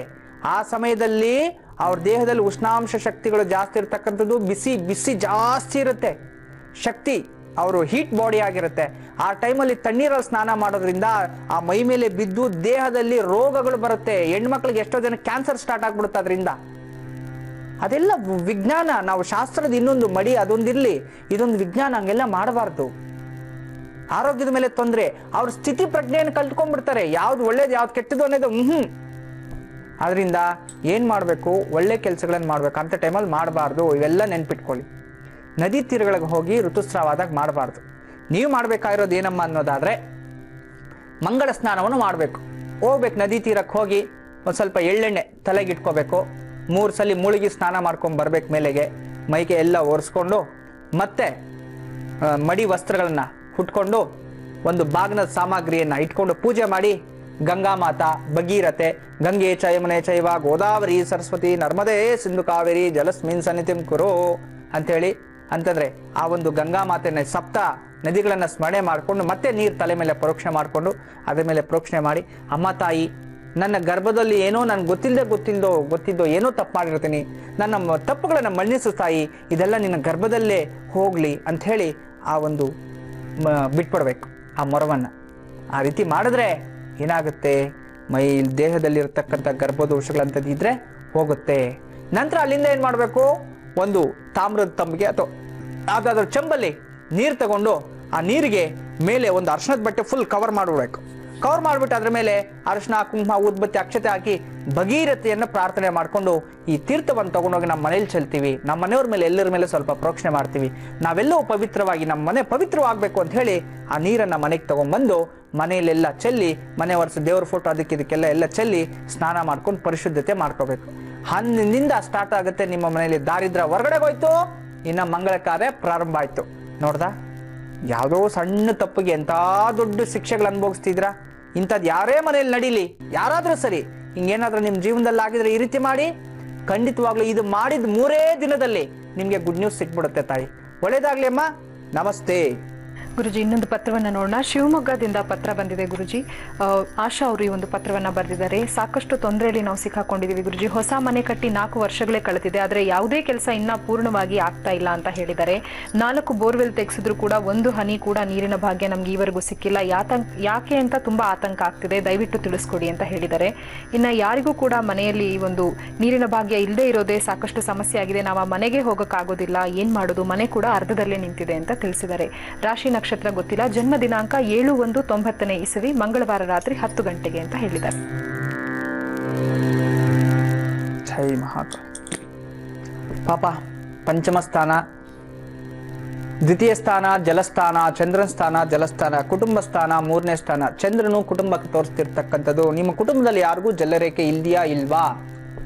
ಪ್ರಶ್ನೆ ಕರೆಕ್ಟ್ ಆಗಿರ್ತಕ್ಕಂಥ ತೋರಿಸಿದ್ರಿ, ಇಲ್ಲಿ ರಮಲಶಾಸ್ತ್ರ ನೋಡಿಸ್ತಿದೆ. ಆದ್ರೆ ಒಂದು ವಿಚಾರ ನಾನು ನಿಮಗೆ ವಿಶೇಷವಾಗಿ ಈ ಒಂದು ಕೃಷಿಕರಿಗೆ ಬೋರ್ವೆಲ್ ಅಂತ ಬಂದಾಗ ಒಂದು ತಂತ್ರ ಪ್ರಯೋಗ ನಾನು ನಿಮ್ಗೆ ಹೇಳ್ಕೊಟ್ಬಿಡ್ತೀನಿ, ನೆನ್ಪಿಟ್ಕೊಳ್ಳಿ. ಜೀವನದಲ್ಲಿ ಎಲ್ಲರಿಗೂ ಉಪಯೋಗ ಆಗುತ್ತೆ. ಲಕ್ಷ ಬೋರ್ವೆಲ್ ನೀರು ಬಿಡುತ್ತಾ ಅಂತ ಹಾಕಿ ನೀವು ಕಳ್ಕೊಬೇಡಿ. ಯಾರಾದ್ರೂ ಪಾಯಿಂಟ್ ತೋರಿಸ್ತಾರೋ, ಇನ್ನೊಂದು ತೆಂಗಿನಕಾಯಲ್ಲಿ ತೋರಿಸೋರು, ಮತ್ತೊಂದು ತೋರಿಸ್ತಾರೆ ಅನ್ಕೊಳ್ಳಿ, ತೋರಿಸ್ಲಿ, ಹೋಗಿ ಆ ಬೋರ್ವೆಲ್ ನೀವು ಎಲ್ಲಿ ಪಾಯಿಂಟ್ ತೋರಿಸಿದ್ರು ಅಲ್ಲಿ ಏನ್ ಮಾಡಬೇಕು, ಮೊದಲು ಕೇವಲ 1 ರಿಂದ 1.5 ಅಡಿಯಷ್ಟು ಹಗದು ಬಿಡ್ಬೇಕು. ಕ್ಲೀನ್ ಆಗಿ ಹಗದು ಬಿಡಿ. ಸ್ವಲ್ಪ ತಪ್ಪೇನಿದೆ ಅದ್ರಲ್ಲಿ, ಯಾರ ಕೈಲಾದ್ರೂ ಅಗಸಿ. ಗೋಮಾಯ ಅಂತಂದ್ರೆ ಸಗಣಿ ನೀರು ತಗೊಂಬಂದ ಒಳಗಡೆ ಕ್ಲೀನ್ ಆಗಿ ಶುಭ್ರವಾಗಿ ಸಾರಿಸ್ಬಿಡ್ಬೇಕು, ಒಳಗಡೆ ಅಂಡ್ ಮೇಲೆ ಟೋಟಲ್ ಕ್ಲೀನ್ ಆಗಿ. ಒಂದು ಚೌಕಾಕಾರವಾಗಿ 5 ಬಾಕ್ಸ್ ಆಗ್ಬೇಕು. ಇದ್ದಲ್ಲಿ ಯಾವ್ದಲ್ಲಿ ರಂಗೋಲಿ ಪುಡಿಯಲ್ಲಿ ಒಂದು ರೌಂಡ್ ಬಾಕ್ಸ್, ಅಂದ್ರೆ ಇದಕ್ಕೆ ಆ ಹಳ್ಳ ಇರ್ತಲ್ಲ, ನಾವು ತೆಗ್ದಿರ್ತೀವಲ್ಲ, ಎಲ್ಲಿ ಬೋರ್ವೆಲ್ ಪಾಯಿಂಟ್ ತೋರಿಸಿರ್ತೀವಿ ಅದಕ್ಕೆ.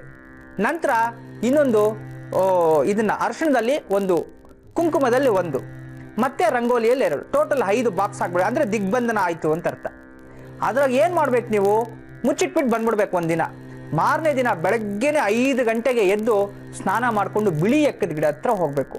ಅಲ್ಲಿ ಬಿಳಿ ಎಕ್ಕದ ಗಿಡ ಪೂಜೆ ಮಾಡಿ ಒಂದು ಎಲೆಯನ್ನ ಕಿತ್ಕೋಬೇಕು, ಒಂದೇ ಒಂದು ಎಲೆ ಕಿತ್ಕೊಂಡು ಅದನ್ನ ದೊನ್ನೆ ಗೊತ್ತಲ್ಲ, ದೊನ್ನೆ ಅಂತಂದ್ರೆ ದೊಣ್ಣೆ ಅಲ್ಲ, ದೊನ್ನೆ ಪ್ರಸಾದ ತಿಂತೀವಲ್ಲ ಆ ರೀತಿ ದೊನ್ನೆ ತರ ಮಾಡ್ಕೊಂಡು ನೇರವಾಗಿ ತಗೊಂಡೋಗಿ ಹಳ್ಳದಲ್ಲಿ ತೆಗೆದ್ಬಿಟ್ಟು ಒಳಗಡೆ ಹಿಟ್ಟು ಅಂತಂದ್ರೆ ಆ ದೊನ್ನೆ ತರ ಹಿಟ್ಟು ಅದನ್ನ ಮುಚ್ಚಿಟ್ಬಿಟ್ಟು ಮೇಲೆ ಅರಿಶಿನ ಕುಂಕುಮ ಹಾಕಿ, ಅಂದ್ರೆ ಕಲ್ಲು ಮೇಲೆ ಆ ಒಳಗಡೆ ಹೋಲ್ ಒಳಗಡೆ ಇಡಬೇಕು.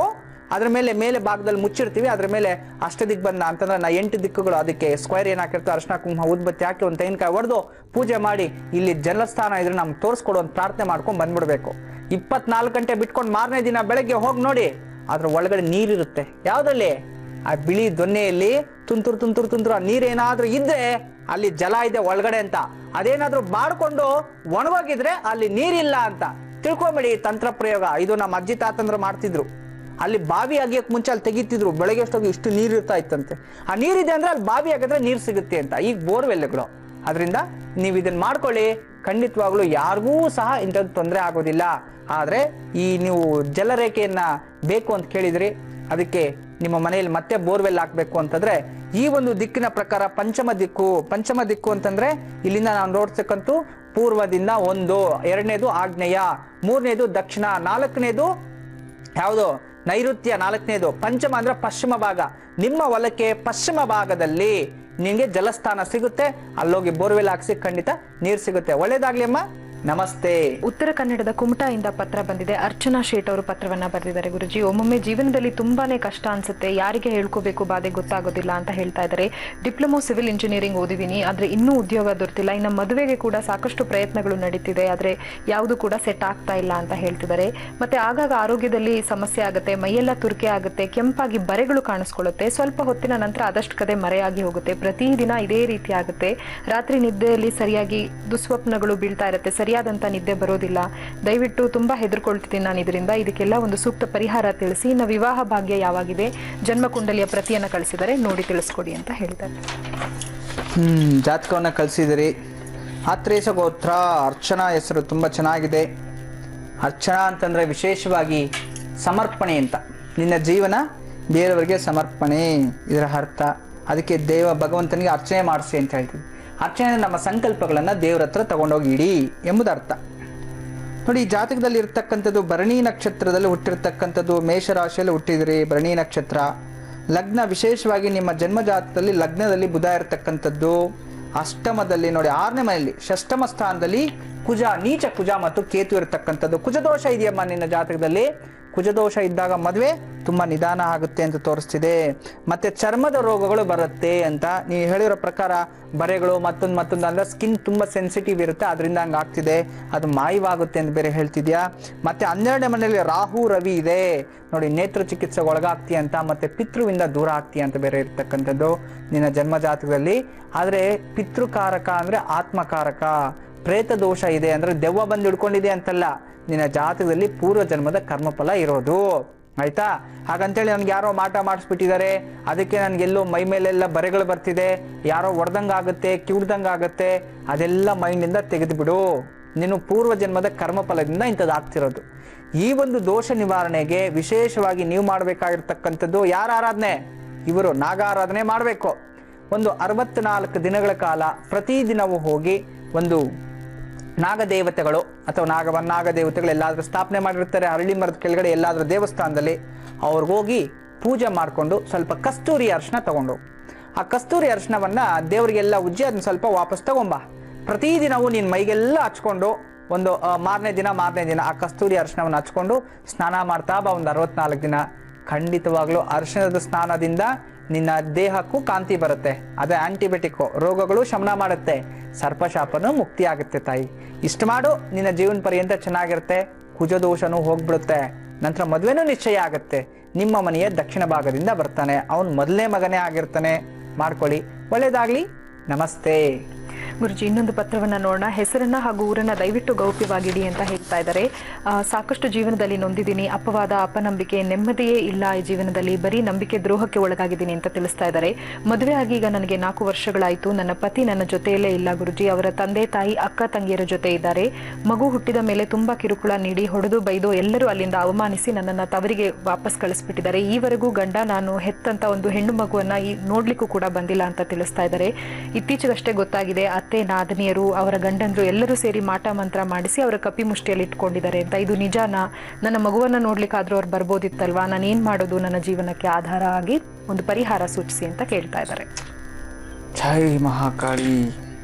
ಯಾವ ರೀತಿ ಪ್ರಕೃತಿ ಪ್ರಪಂಚ ಅಭಿವೃದ್ಧಿ ಹೊಂದಿದೆ ಈಗಿನ ಕಾಲದಲ್ಲಿ ಅಂದ್ರೆ, ಆಧ್ಯಾತ್ಮಿಕನೇ ಬೇರೆ, ಭಗವಂತನೇ ಬೇರೆ, ಈ ಮಾಟ ಮಂತ್ರನೇ ಬೇರೆ ಇದೆ. ನಾನು ಇಲ್ಲ ಅಂತ ನಾನು ವಾದ ಮಾಡ್ತಿಲ್ಲ, ಅದು ಇದೆ, ಅದು ಒಂದು ಶಕ್ತಿ ಇದೆ. ಈಗ ಆ ಒಂದು ಪ್ರಗತಿ ಇಲ್ಲ ಅಷ್ಟೊಂದು. ಹಿಂದಿನ ಕಾಲದಲ್ಲಿ ರಾಮ ಹಿಂಗ್ ಬಾಣ ಬಿಟ್ರೆ ಮೇಲೆ ಹೋಗ್ತಿತ್ತು, ಅದಾದ್ಮೇಲೆ ಕೃಷ್ಣ ಪಿಲ್ಲಂಗೋವಿ ಊದಿದ ತಕ್ಷಣ ಹಸುಗಳೆಲ್ಲ ಬಂದು ಸೇರ್ತಿತ್ತು. ಆ ಪ್ರಕೃತಿ ಆಗಿನ ಕಾಲದಲ್ಲಿ ಇತ್ತಾಗ ನಾರದ ಮಹರ್ಷಿ ದೇವಲೋಕದಿಂದ ಭೂಲೋಕಕ್ಕೆ ಬಂದು ಜನ ಎಲ್ಲ ನೋಡ್ತಿದ್ರು.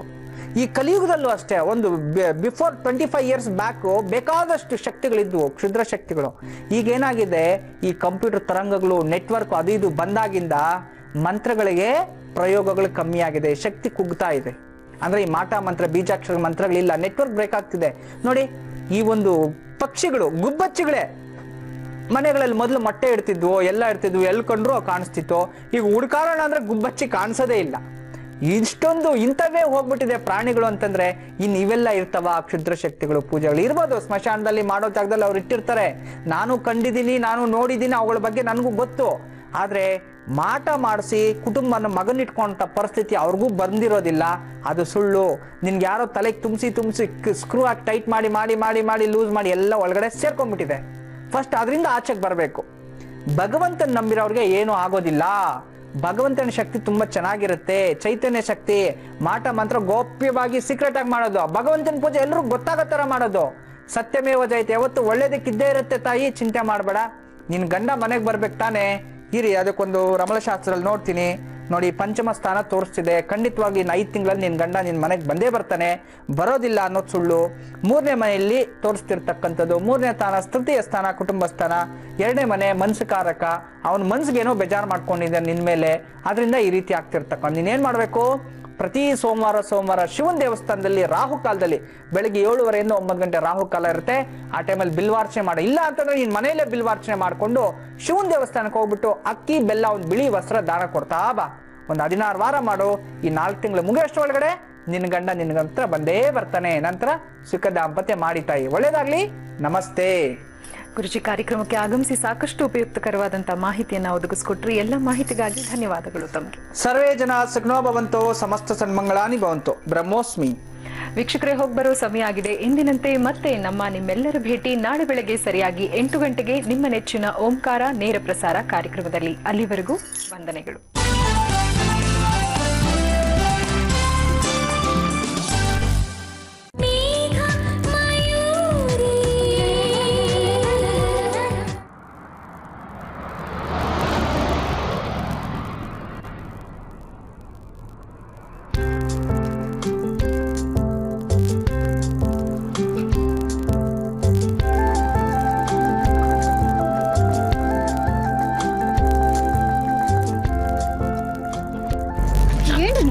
ಏನಾದ್ರು ಮಾತಾಡಿ.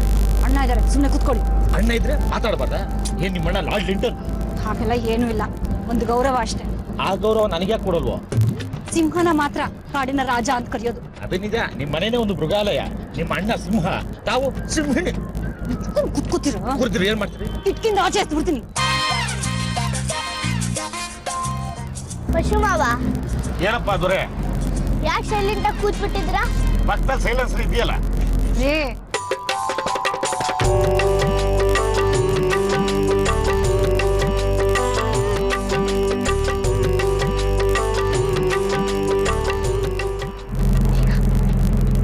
ನಿಮ್ಮಪ್ಪನ ನೋಡಿದ್ರೆ ಯಾಕೆಲ್ಲರೂ ಭಯ ಪಡ್ಕೋತಾರೆ? ಅವ್ರೇನ್ ಡ್ರಿಲ್ ಮಾಸ್ಟ್ರಾ? ಛೇ, ನಮ್ಮಪ್ಪ ತುಂಬಾ ಒಳ್ಳೆಯವರು ಮಯೂರಿ, ಆದ್ರೆ ಸ್ವಲ್ಪ ಸೀರಿಯಸ್ ಆಗಿರ್ತಾರೆ ಅಷ್ಟೇ. ಚಿಂಟು, ಏನೋ ಅದು ಗುಸು ಗುಸು